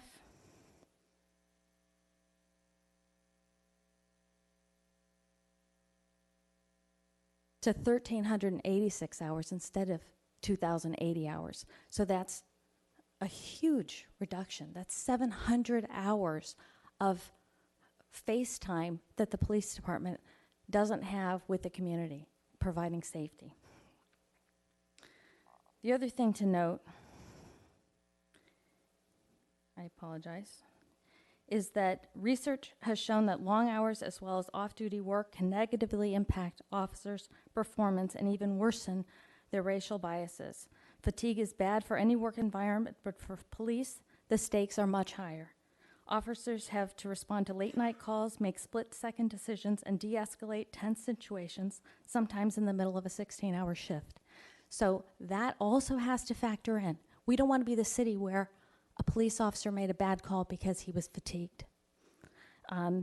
So please factor that into your, decision tonight. And the other thing that is really important to note that hasn't been brought up here at all is Part 2 offenses. Part 2 offenses haven't been a part of this calculation, and they are crimes, and we're acting like they're not violent crimes. However, they include simple assault, vandalism, weapons charges, prostitution, drug abuse violations, driving under the influence. If that's not a violent crime, I don't know what is, right? Liquor and violations, drunkenness, and disorderly conduct. Down on the peninsula, we tag up number 1 on at least, what would you say, 6 of these 9 items? Those all require face time with a police officer. I've been told, as of last weekend, we are up 3% in Part 2 offenses on the peninsula this year. So we're not even taking into account all those contacts, and it's thousands of contacts that Chief Lewis's staff has to deal with in Area 1 alone. Thank you. Thank you. Next speaker, please. Denise Oberman, thank you. This is a very important issue, and I want to thank Mayor Dixon and also the other members of the council for trying to be thoughtful about it. This has been an issue for the residents in the peninsula area, and now it's extending to areas of Corona Del Mar and others, but for a number of years. So it's worsened, and it's worsened for a variety of reasons. And whether or not whatever the statistics say, the statistics are only part of the picture. So it's worsened, and it will continue to worsen as the city grows in population and as the city uses visitors and the attraction and the marketing to visitors to derive additional revenue stream for the city, which I'm supportive of. But along with that, the city is encouraging more and more people to come. It's encouraging the approval of additional and intensification of uses which encourage concentration of things like bars and motorized vehicles. And both of those uses tend to generate safety and nuisance-related problems, which unfortunately require assistance. So we're perpetually told when we call for service that there is not enough manpower to come out, or they'll say, well, come when we can, and by that time somebody's been robbed, somebody's had a heart attack, somebody's bled out on the sidewalk because they got drunk, fell off the bike, and their head is cracked. I'm just mentioning a few real-life examples. We do need, and we support the addition of another police officer. Maybe we also need to consider the judicious use of overtime. I mean, we need to look at how the police are staffed, and we also need to look at how they are, what is the posture to enforcement? Because right now, and there's been a history, and many of the officers on the beat are fairly open that they're not inclined to enforce. So that's Newport Beach's brand out there, is come to Newport Beach, there is no enforcement. If you want to get drunk, if you want to damage things, if you want to come break into houses, break into stores, rip off people, it's okay because there's no enforcement in Newport. So we need to change the posture and change the message. And that way we can leverage more effectively the force that we do have, and also additions that the community feels should be made in the form of additional staff and also in the form of incremental overtime. Whatever it takes, because we are going to need more. We need proactive. We've heard the word presence. We've heard it from the chief. We've heard it from members of council. We've certainly heard it from community. You go to Irvine and you talk to the officers there, and every one of them right out of the block, what is their mandate? Their mandate is to be highly visible in terms of presence. And they're going to act. So if they see a problem, they're going to address it.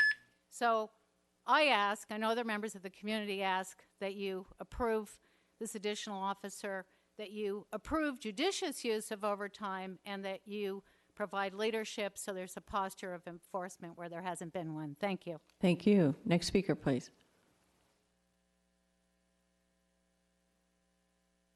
Mayor Dixon, council member. My name's Kelly Fitzgeorge. I'm a resident, lifetime resident of the Peninsula. Also, I am on the board of the Peer-to-Peer Association. While I understand that this officer is citywide, and I understand your point, Councilman O'Neill, that you guys are here to take care of the whole city, not just the area that you're in. But I think that the areas are different, and I'm obviously speaking of the Peninsula. I grew up down by the Wedge, and I now live between 12th and 13th on Bay Avenue, so I see the Peninsula quite a bit. Most people like myself who grew up here and still live here have seen the changes that have taken place, and we understand that it's normal that the Newport and the Peninsula have become a huge destination for the tourists, and we like it. And we understand, though, it comes with the problems. Problems, however, that probably Newport Coast will never see, or other places in Newport Beach will never understand. And we put up with it, mostly because we can live here on the off times. But however, the problems have become much greater, as I think everybody has mentioned. The various bikes and Surreys and electric everything and the speed. And there seems to be, sadly, a glaring lack of police presence. And as Denise has pointed out, word is out that you can skateboard and they won't ticket you. You can go as fast as you want on your bike. They won't ticket you. As I've spoken before, I taught at Ensign. Word gets out really quickly among the kids. Don't worry about it. You can do this. You will not get a ticket. So I think obviously we need another policeman, but we need them to actually have a presence on the Peninsula and to ticket or enforce the laws that are, we don't need new ones, we have plenty that are already there, enforce the laws that were already there. So I just hope that you understand, especially on the Peninsula, the need for another officer is very important. And I don't understand why there seems to be a overtime officer. I don't know why we can't use some overtime until we can get the officer, why this can't be a both. So, thank you very much. Thank you. Next speaker, please.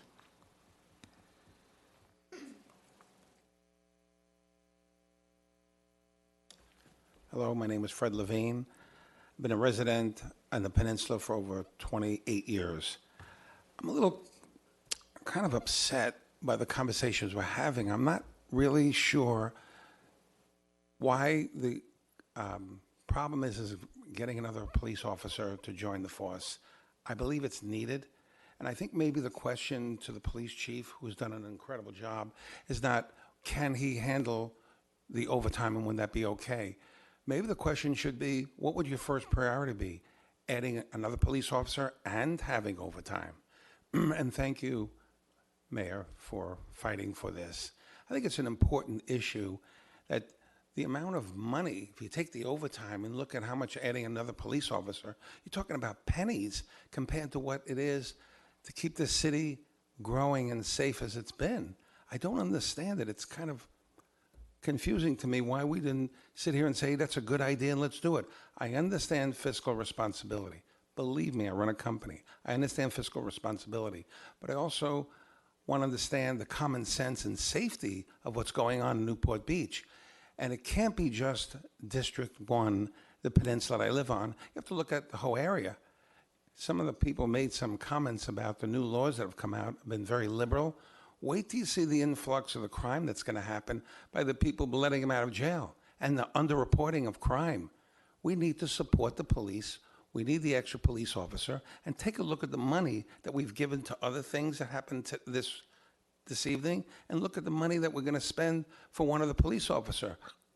We need the other police officer, please, also overtime, and give the support to Chief Lewis that he's really needed. And Diane Dixon, our mayor, thank you for fighting with us.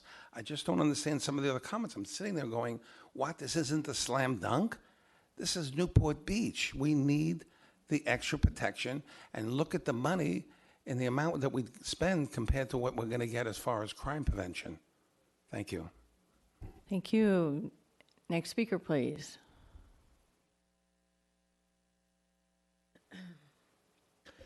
Mayor Dixon and members of the council, my name is Jim Mosier, and I am opposed to increasing the police budget.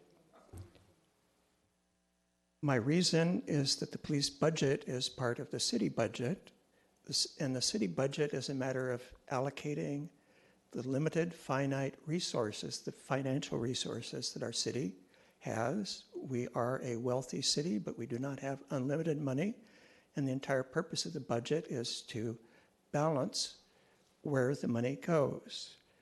Every dollar extra that goes to the police budget means $1 less going to some other budget. It means $1 less of fire and medical services. It means $1 less for the harbor. It means $1 less for the safety street improvements that we heard your residents saying they needed. With more police budget, we have less budget for that. I have heard residents saying we need more code enforcement. Every dollar going to the police department means $1 less we have to spend on our code enforcement budget. For that reason, I think the solution is a more efficient police department. It's not a more heavily funded police department. As to the statistics, we heard a lot of numbers. I think all of those have to be treated with some skepticism. As the mayor herself said, when you see crime numbers going up or down, it could just mean that we have more aggressive enforcement at one time, more lax enforcement at some time. Doesn't necessarily mean crime, whatever that means, is going up and down. The fact that Newport Beach is number 38 as per capita in some measure clearly reflects that Newport Beach is being assigned a population of 87,000, but the crimes and arrests are coming from this larger visitor population we hear. That gives us a lower rating. There's an explanation for that. So I don't know that any of those numbers mean much in terms of what we should be doing. And finally, I think the Mayor Pro Tem's overtime suggestion is intriguing. I do wonder if it complies with the way this item was noticed on the agenda. It seems rather far afield from what the agenda said you were going to be discussing. Thank you. Thank you. Next comment, please. Good evening, Madam Mayor, members of the City Council. Firstly, thank you all for your help today brokering a deal, you and the staff. It's truly appreciated, and I wanted to take just a second and thank you all for it. Secondly, this is about this item. I've been to several of your town hall meetings, and at every one of them, what I hear residents complaining about is enforcement. Tonight, you heard people talk about kids getting hit in our neighborhood. It's been said at many meetings that enforcement would help correct that, and yet we're told there's no people to do it. How you get to that, I'm not sure, whether it's prioritizing overtime, hiring someone, I'll let you decide that. But at every meeting I've been to, that's the number one thing, and that would not be a statistic. If things aren't being enforced, there wouldn't be a statistic. You heard tonight about the peninsula. We've got the same thing in Newport Heights. I'm sure many areas of the community are experiencing a lack of enforcement at the basic level, and everybody's complaining about that. You could solve this problem with however you manage that. Thank you. Thank you. Any more comments? Please come forward. Okay, seeing none, come back up here. Any comments from the dais? Mayor Pro Tem? Thank you. Yep, just to clarify, I think there were a couple comments about the time and a half issue. I wasn't proposing that we would be funding at a, I mean, if we funded the current base salary, it would actually be more than time and a half based on the increased amount of benefits and pension and whatnot. And so if you took the $92,000 as a base and instead just said that is the overtime, then the number of hours you would be able to truncate pretty quickly because, for example, if we're seeing the 3 months in the summer be the most important pressing time and the other 9 months not be, why not allocate all of the hours into those 3 months or most of the hours into those 3 months instead of for a 12-month period, you're only going to get a fraction of those during those summer months as opposed to the concentrated period. So, look, out of deference, though, to the mayor, I will not be making a substitute motion. I can't support the motion, but if council members are inclined to support the overtime concept, I'd urge you to vote no, but I'd rather have us vote straight up or down on the mayor's proposal. Thank you. I just want to clarify, we just went through a lot of expensive employee benefit situation with our public safety employees concerning the Flores decision because we were not, with overtime, we were not correctly apportioning the cost of certain benefits. So overtime is expensive, and it's not just the hourly rate, it's all the benefits that are factored into the cost of overtime. Am I correct? Respectfully, that was part of the negotiations, and we had taken that out. I'm sorry, what? We fixed the Flores problem as part of the negotiations. I know, however, but that is part of, still, it's considered a part of the cost of overtime, to factor in all the other benefit-related costs. It's not just straight out, it's not just straight salary. It's a time and a half, Yes. so the additional for overtime. The only really benefit cost I think that increases with having more hours to it would perhaps the additional workers' comp costs. Yeah. But the other benefits I don't think change, so it's not like you end up with more more medical costs or more Okay. pension costs as a result of the overtime. So Okay. yeah. Mr. Muldoon. Thank you. I think I have a friendly amendment that could bridge the gap a little bit. It still may get a couple no votes, but many of our trainees are not coming out of the academy until fall. And this position, if the chief ever decides to fill it, which again the motion says is for his discretion, would take some time. So perhaps we could authorize overtime in the meantime at the chief's discretion that would go away at the end of summer when the cadets come out and when the new officer is hired, if any are. So I guess 3 months divide, how many hours would you think could fill the summer gap if there is one? Maybe there's not one, in which case I'll withdraw it. How many hours do you think would fill that summer gap?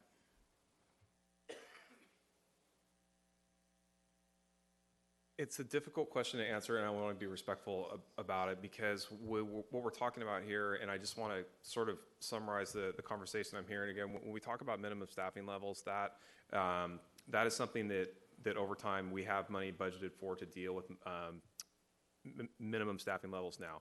The question that I'm hearing, and again, I appreciate our folks, especially from West Newport, that are bringing these things to our attention. And I know that these quality of life things that we're talking about are things that we still are a work in progress, and we still have work to do. If we're talking about targeted,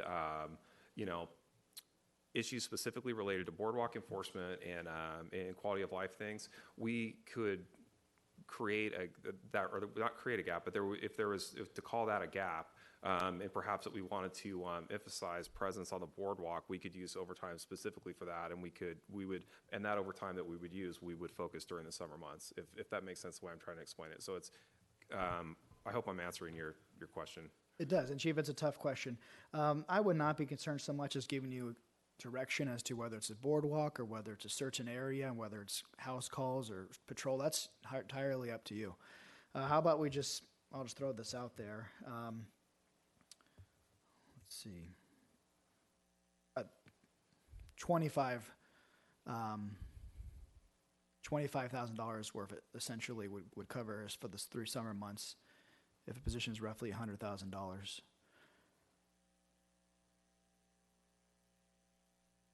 So you're taking from the base salary and Yes, taking the same concept of the approximately, base if you say salary 100, prorated yeah. over 3 months, a quarter. I would also note that if we put in the budgeted position for the year and until it is filled, there is some salary savings that would happen, and that could be used towards the overtime as well. So I don't know if we need additional funding, I suppose, if you were looking at still adding the position, if that makes sense. It does, but the position may not necessarily be added, just be authorized. And it's up to the chief to decide if he wants to fill that position or not. Actually fill a body into it. Yeah, exactly. The way I view it is if position's available but never filled, that's money we can't waste somewhere else. So I'm fiscal conservative. I'm fine with that. Mm-hmm. But if there is a desire to fill any gap that could be seen this summer that will take some time to be filled by trainees, I would just offer friendly amendment. Sure, I accept that. Okay. Sure. So just to be clear, what we're talking about is to get through the busy months with some overtime, it's just as you've suggested, and then if we were to approve this, one position, when and if during the current budget year, the police chief feels it's appropriate due to the circumstances of combating crime and enforcement in our community and responding, maybe even increasing our response times in certain maybe non-critical calls, then you would bring that officer on at the time that you determine. And it could be anywhere in the community where the need exists. So I accept that friendly amendment. All right. Your name's still here? Did you want to say anything? So I'm trying to absorb we're taking away essentially we're taking away the concept of down the road saving on pension because we're still adding a body that could be filled into the spot, which is the issue that we've been discussing as a fiscal issue, and instead adding both of these into it now, so we have an overtime component plus an additional officer component. And my point that I just made was that we ought to be focused in on the busy time of the year rather than prorating it out, and I'd much rather see a much higher amount of overtime now than a funded position that hasn't been shown to be warranted based on the stats. So I'd still prefer to see just a straight overtime and see how that goes for the summer months, and then bring it back and see. So I'd vote no on that, and I would urge my colleagues to as well. Okay, I just want to comment that the stats we're talking. I think I want to just put the stats away. We have a lot of crime in our community, and we have a lot of incidents of crime. If the officers are not boots on the ground, then there's no enforcement. And this is what the community, and it's been stated over and over again tonight in prior meetings, every town hall I've had for 5 years, more enforcement, more enforcement, more enforcement. And that may be the same in other villages of our community. I'm not being proprietary to the peninsula. So as I said, I support the friendly amendment. I'll give we are Newport. Let me just make a closing comment. We are Newport Beach. I'm not proud of the fact that we are number 38 in terms of the safest city in California. We have high incidents of crime. We may have low incidents of crime because people don't report them, and they don't see anybody. The police people are now walking on the streets constantly where they would identify a crime occurring or issue a citation for a speeding bike or skateboard, whatever, which may seem incidental, but it is affecting the quality of life of our residents. So let's call for, Mr. Avery, I just saw your name pop up. Did you want to say something? No? All right, let's call for the vote on the motion to add one police officer at the chief's discretion, utilizing about $25,000 if needed on overtime. As the city manager said, if this position is not filled, it's already budgeted, so there will be a little built-in surplus there. And I know we were going to manage, as we continue to manage fiscally responsibly, and we are already aggressively paying down our unfunded pension liabilities, and we will continue to do that, and this one position is not going to break the bank. We spend $100,000 more, hundreds of thousands of dollars more every year on items that are not as important as public safety. Public safety is what we're here for, to keep our community safe, to protect our property, protect our quality of life, and protect all of our residents so that 2,200 residents don't have to feel victimized and alone, that their representatives are not looking out for them, which we will do. All right, let's call for the vote, please. Councilmember Avery. With council members Avery, Duffield, and Mayor Pro Tem O'Neill voting no, the motion carries 4-3. All right, so it is 10:25, and we are going to get on with our business. Item number 21, annual appointments to boards and commissions. So we all have, I think, ballots here on our... Prior to voting, let me just briefly make a quick announcement, and you also need public comments. The nominees must receive a minimum of 4 votes to be appointed. We also need a motion to conduct the appointments pursuant to City Council Policy A2. And then also, after the paper ballots, Council will also need to determine which Harbor Commissioner will serve the term expiring June 30th, 2021 and June 30th, 2023. And I think it's important to open up public comment before you. All right, cast good votes. idea. Public comments on the annual appointments to boards and commissions, please. Yes, sir. Mayor Dixon, members of the council, my name is Jim Mosher. I think this agenda item highlights a problem we have in our city with this appointment process. Looking at this, the two highest profile commissions we have, the Planning Commission and the Harbor Commission, your ballot is giving you only 3 choices for 2 vacancies. There are supposed to be 4 choices, 2 for each vacancy. The staff report from the previous meeting said that you had trouble finding qualified candidates for these positions. I think that is a problem, and I think there is a simple solution that would help towards that problem, and I want to suggest a change to your policy A2, which is how the appointment process works. The mayor and other council people have told applicants to keep trying. There are people who have tried for years to get appointed to these boards and commissions whose names do not appear on the ballot.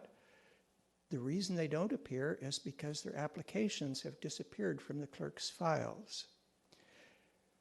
During part of the year, the clerk asks existing applicants whether they are still interested in an appointment. Much of the year, the clerk simply throws away the applications for people who had their names in. My suggestion is you modify policy A2 so that the clerk does not throw away any applications until a person positively says they're no longer interested for appointment to one of these boards and commissions. Then I think you would have a larger field of candidates to choose from.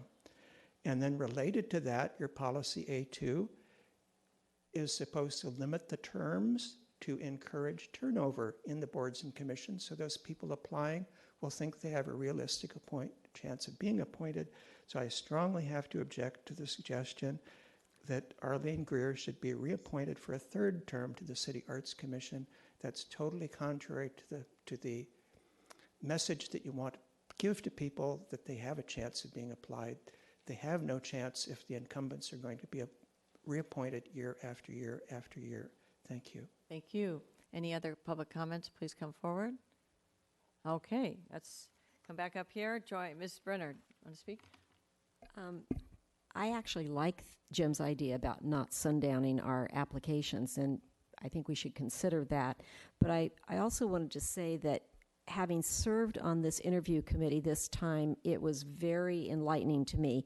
And when I was appointed to the PB&R Commission back in the 80s, I think it was, I saw the boards and commissions as kind of an entry-level way for people to become familiar with city government and kind of just entree into the whole process we have here.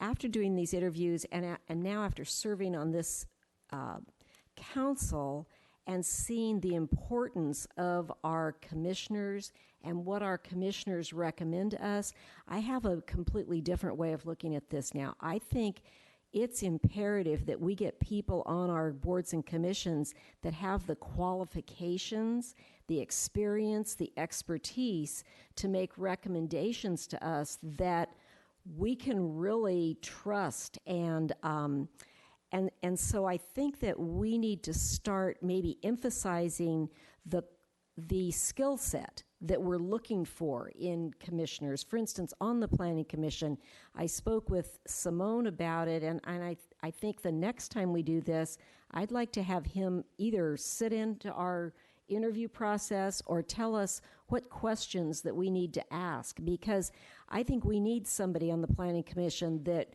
reads environmental impact reports. I think we need people who actually do zoning and understand zoning concepts, and people that I'm no longer looking at this as a AYSO, everybody gets to play kind of thing. It's more now that we really need serious expertise on these boards and commissions, and that's why, because our arts commissioners requested that we extend Arlene's term, and because she has done so much in this area, that under perfect circumstances, no, we would not give her a third term, but because we're really looking for expertise in this area, I think that's the reason that our interview committee decided to recommend that. And the other one that was sort of unusual was Barbara Glabman, and requesting that she be changed to the Library Commission,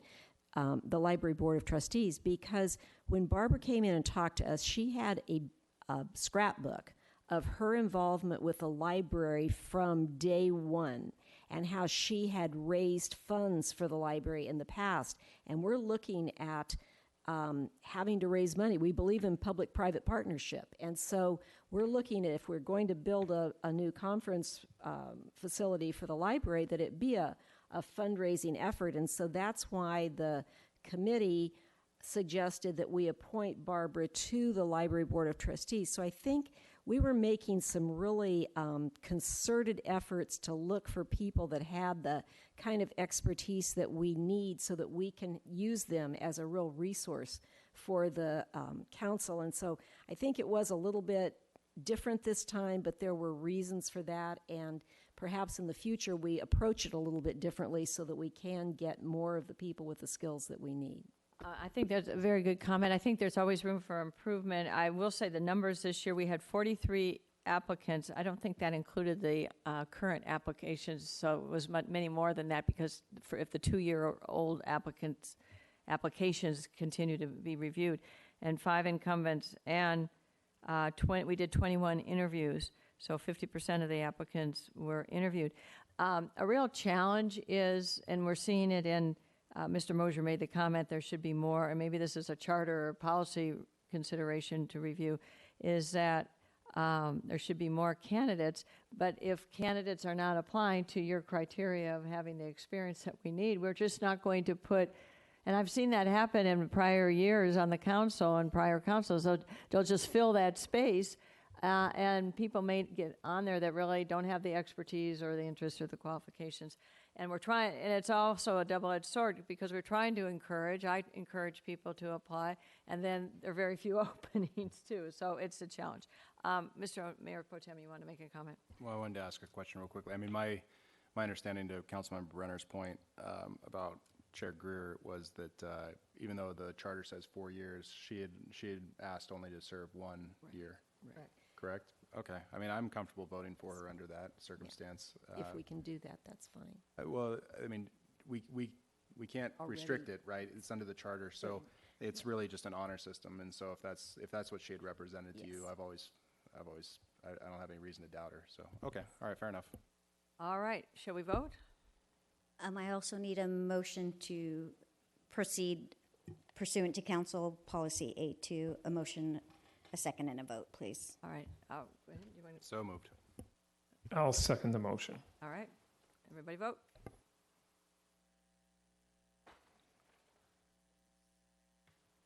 All of them? Yeah, we have to on the vote here? A2 portion.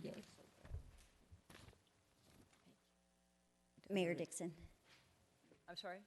To vote on the A2, the button. Thank you. All right. The motion carries unanimously, 7-0.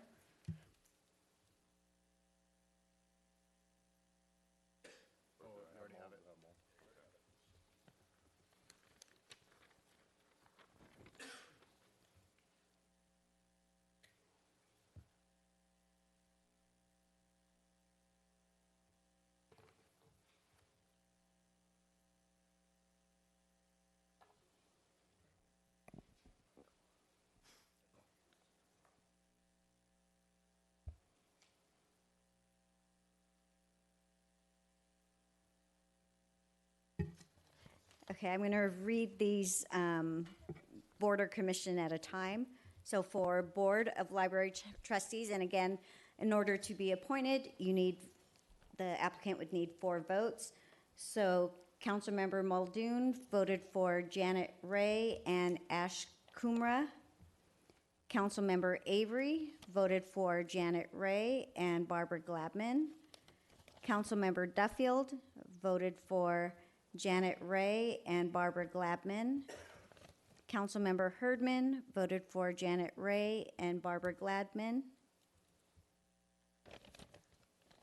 Councilmember Avery voted for Janet Ray and Barbara Glabman. Mayor Pro Tem O'Neill voted for Janet Ray and Barbara Glabman.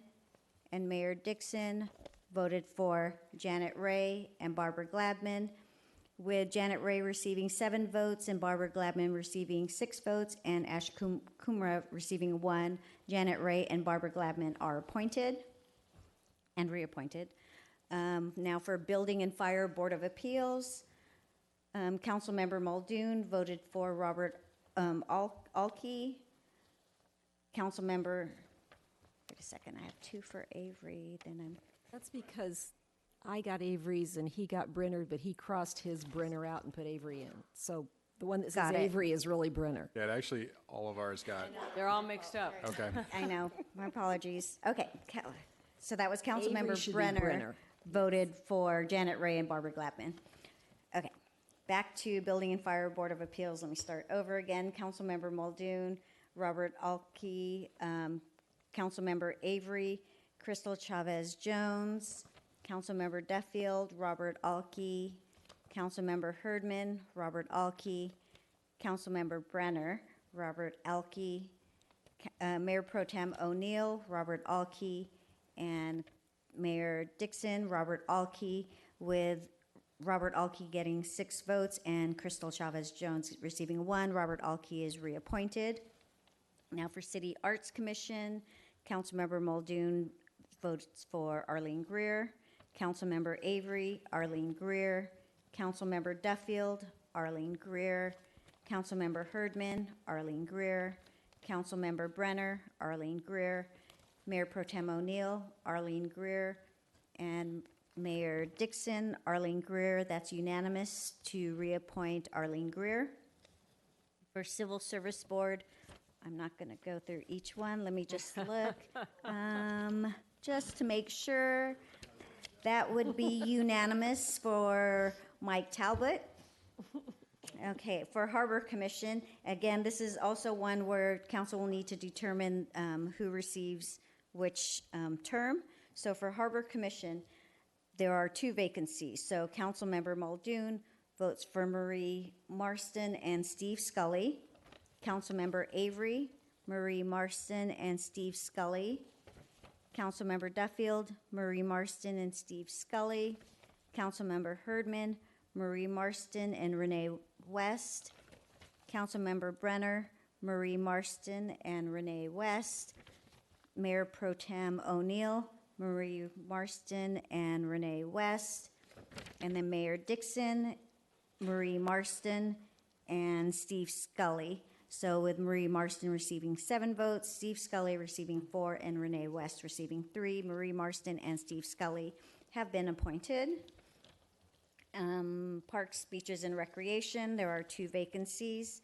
Councilmember Muldoon votes for Laird Hayes and Kate Maloof.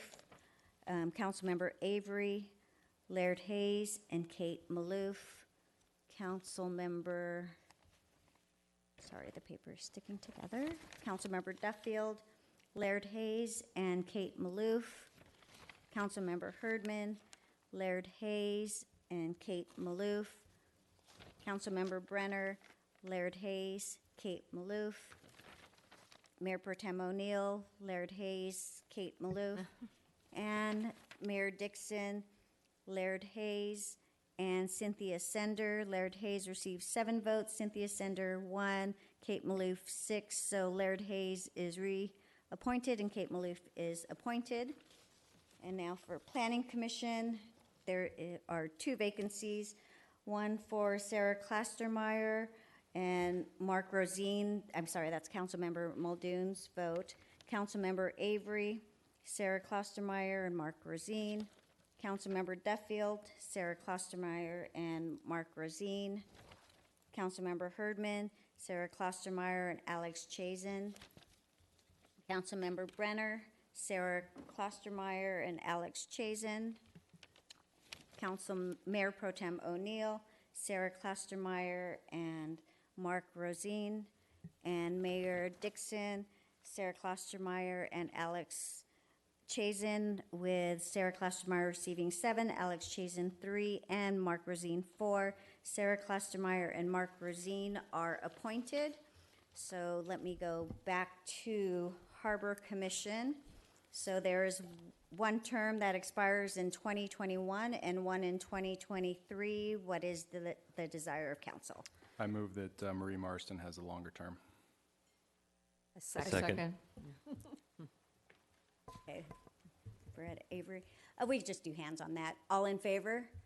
That's unanimous, 7-0. So Marie Marston will go until 2023 and Steve Scully 2021. Thank you. Steve better behave himself. All right. I keep awake here. Number 23-2, a resolution on Underground Utility Assessment District 116, authorization of limited obligation improvement bonds. Do we need a staff report? Madam Mayor, I have a conflict on this item as well as item number 23 for the same reasons. Undergrounding sometimes involves telecommunications, so I'll be recusing myself on item 22 and 23. And I will be recusing myself on this item due to real property interests. Okay, do we need a staff report? Nope. Okay, any public comment on item 22? Seeing none? I move staff recommendation. I second it. All right, let's vote.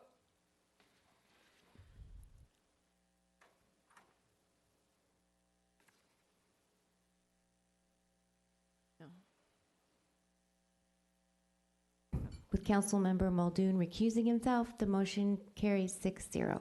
Okay, number 23, resolution for Underground Utility Assessment District 116B, authorization of limited obligation improvement bonds. Any comments up here? Any questions? Let's go to the public. Any comments? Come back up here. I move staff recommendation. I'll second. Let's vote.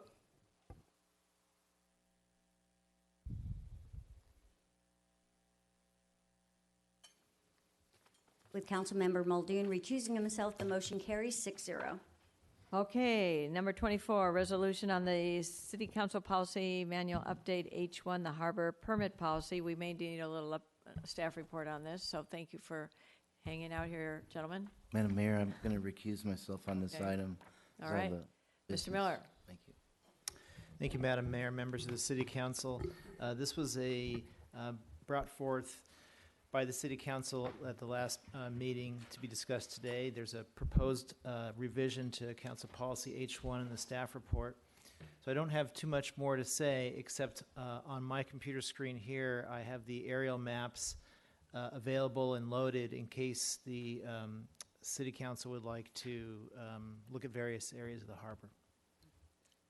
And what would you show on that aerial map? Just areas of the harbor, just nice areas that people have sailing and No, I'm sorry. To clarify, I have the harbor lines with the bulkhead, pierhead, and project lines, and that's really the purpose of H1 is to look at all the areas in the harbor as they relate to those lines. Well, and okay, if I may make a comment, if I understand this, you go ahead and put up the images.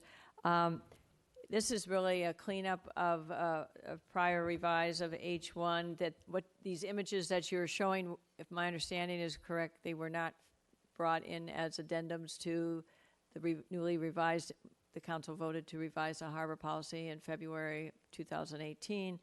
And so as revised, the current policy, because we haven't revised it yet, just has 3 paragraphs about qualifications or findings to be determined, absent what has actually been provided or approved over the years, over the decades in the harbor. So the purpose of looking at sending this back to the Harbor Commission, as I understand it, is to factor in these existing legislative actions that have provided variances to dock links over the last decade. So it's incorporated in the new, to-be revised harbor policy. Is that correct? Yes, the proposed policy is an enhanced version of the existing policy that we have, and the Harbor Commission will review that further, and if they have any further changes, then they'll recommend those to the City Because Council. this section was left off on the revised policy. That's why anyway, yes. Mr. O'Neill, did you want to speak? Yeah, very, very briefly. It's too late, but just a quick reminder, I'd asked for this to be brought back In the interim, we looked at the policy, and the suggested changes are basically, we took a thought process on what we had done with the Consulman appeal. That, I believe, exposed weaknesses inside our current policy, and so we will be asking the Harbor Commission to go back and look at it. One of the weaknesses, by the way, I think was procedural. We needed the Harbor Commission to actually make findings at their meetings, and this requires that now. It also mimics portions of Title 17 that would require them to take into consideration that, and it also bulks up the requirements for findings, and my suspicion is that this will be harder than the previous one to meet, and that is the goal between now and the Harbor Commission bringing this back to us. But even if the Harbor Commission adopted this, I believe it's still a prudent effort and worth adopting by this council. Yes. Any other comments up here? Out to the public? We have one soul here. Madam Mayor, Sherman Stacy. I have two concerns, one a generalized one, and that is you directed an alteration to the policy. You did not direct exactly what alteration to make, and you're sending it to the Harbor Commission adopted, and then saying to them, well, look at it, we've already adopted it, and tell us if you want revisions. Wouldn't it be better to simply send it to the Harbor Commission for them to recommend to you what policy to do rather than adopt it now? Unless there's a queue of applications that are sitting suddenly waiting to be acted on, I don't know what the urgency of the adoption tonight is without letting your Harbor Commissioners look at the policy and make a recommendation to you. That was the first part. The second part concerns, what I did earlier this evening, and that is I have approval of a permit. I have a date in the last paragraph of this that indicates that permit issued by the City of Newport Beach before July 12, 2018 shall be ratified. But I have one that was approved on June 25, 2019, and I have some concern. I have yet to go through the Coastal Commission and things like that, I don't want to lose what occurred earlier this evening because of that date, and I would suggest if you are going to adopt it, you revise the date to be through July 12th of 2019. Mr. O'Neill, Mayor Pro Tem. Oh, excuse me. Any more public comments? I didn't know if you wanted to speak now.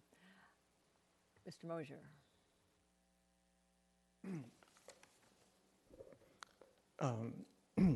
Yeah, Mayor Dixon, members of the council, my name is Jim Mosier. I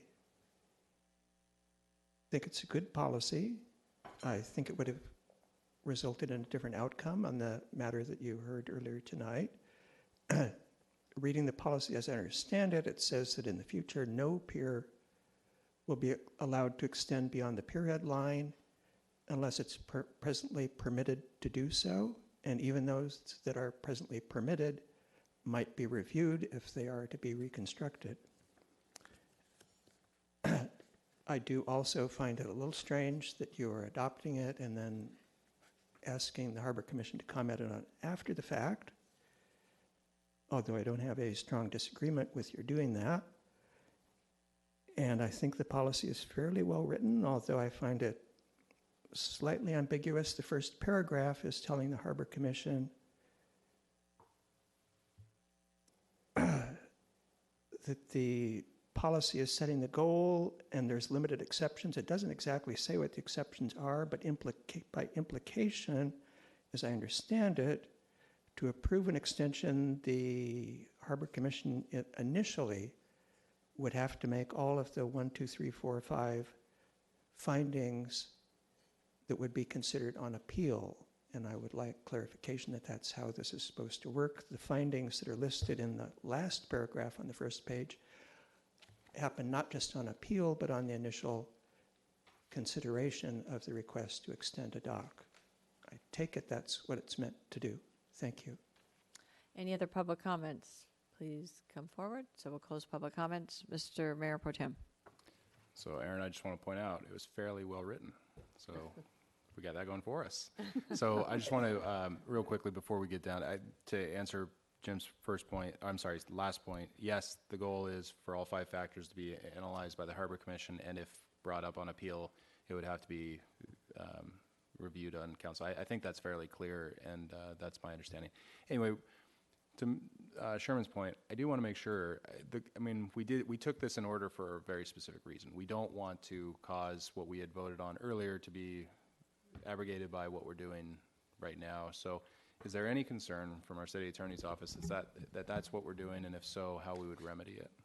I think he's right. We probably should update the date to today's date. Oh, I'm sorry. in the That last was the point, paragraph. Sherman? Was in the red line it hadn't, In the last here, come on up. paragraph, I just want to make sure we're getting it right.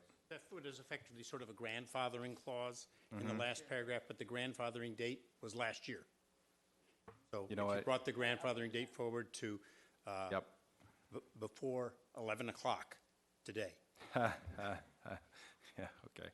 Yeah, no, that's right. All right, let's make the amendment that the phrase "any permit issued by the city of Newport Beach" before, and then insert today's date. Or should we do it tomorrow? Tomorrow. We'll do it tomorrow. So with that amendment, I will move the staff recommendation. Second. All right, let's vote.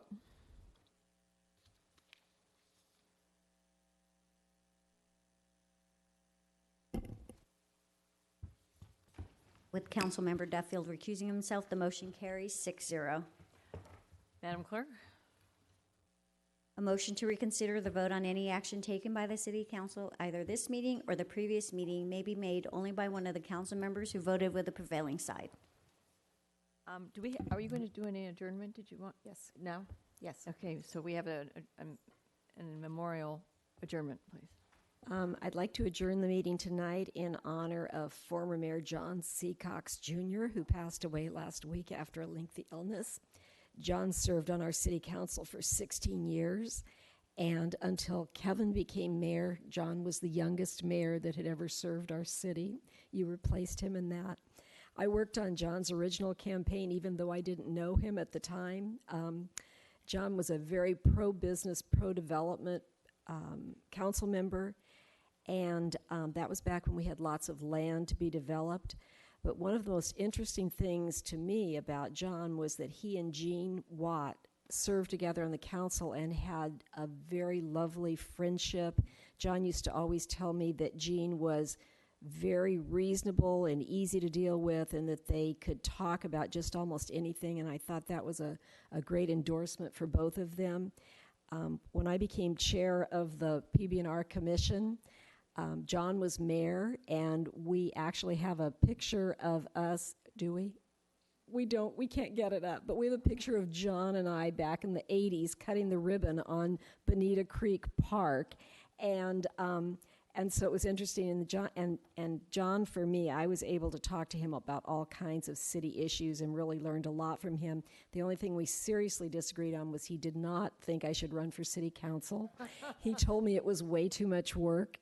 And so anyway, I just wanted to say John is survived by a long history of good work in our city. 16 years back before term limits, he had a chance to impact a lot of things that happened in our city, and he is survived by his two daughters, Kelly and Erin, and his granddaughters, Charlie and Parker.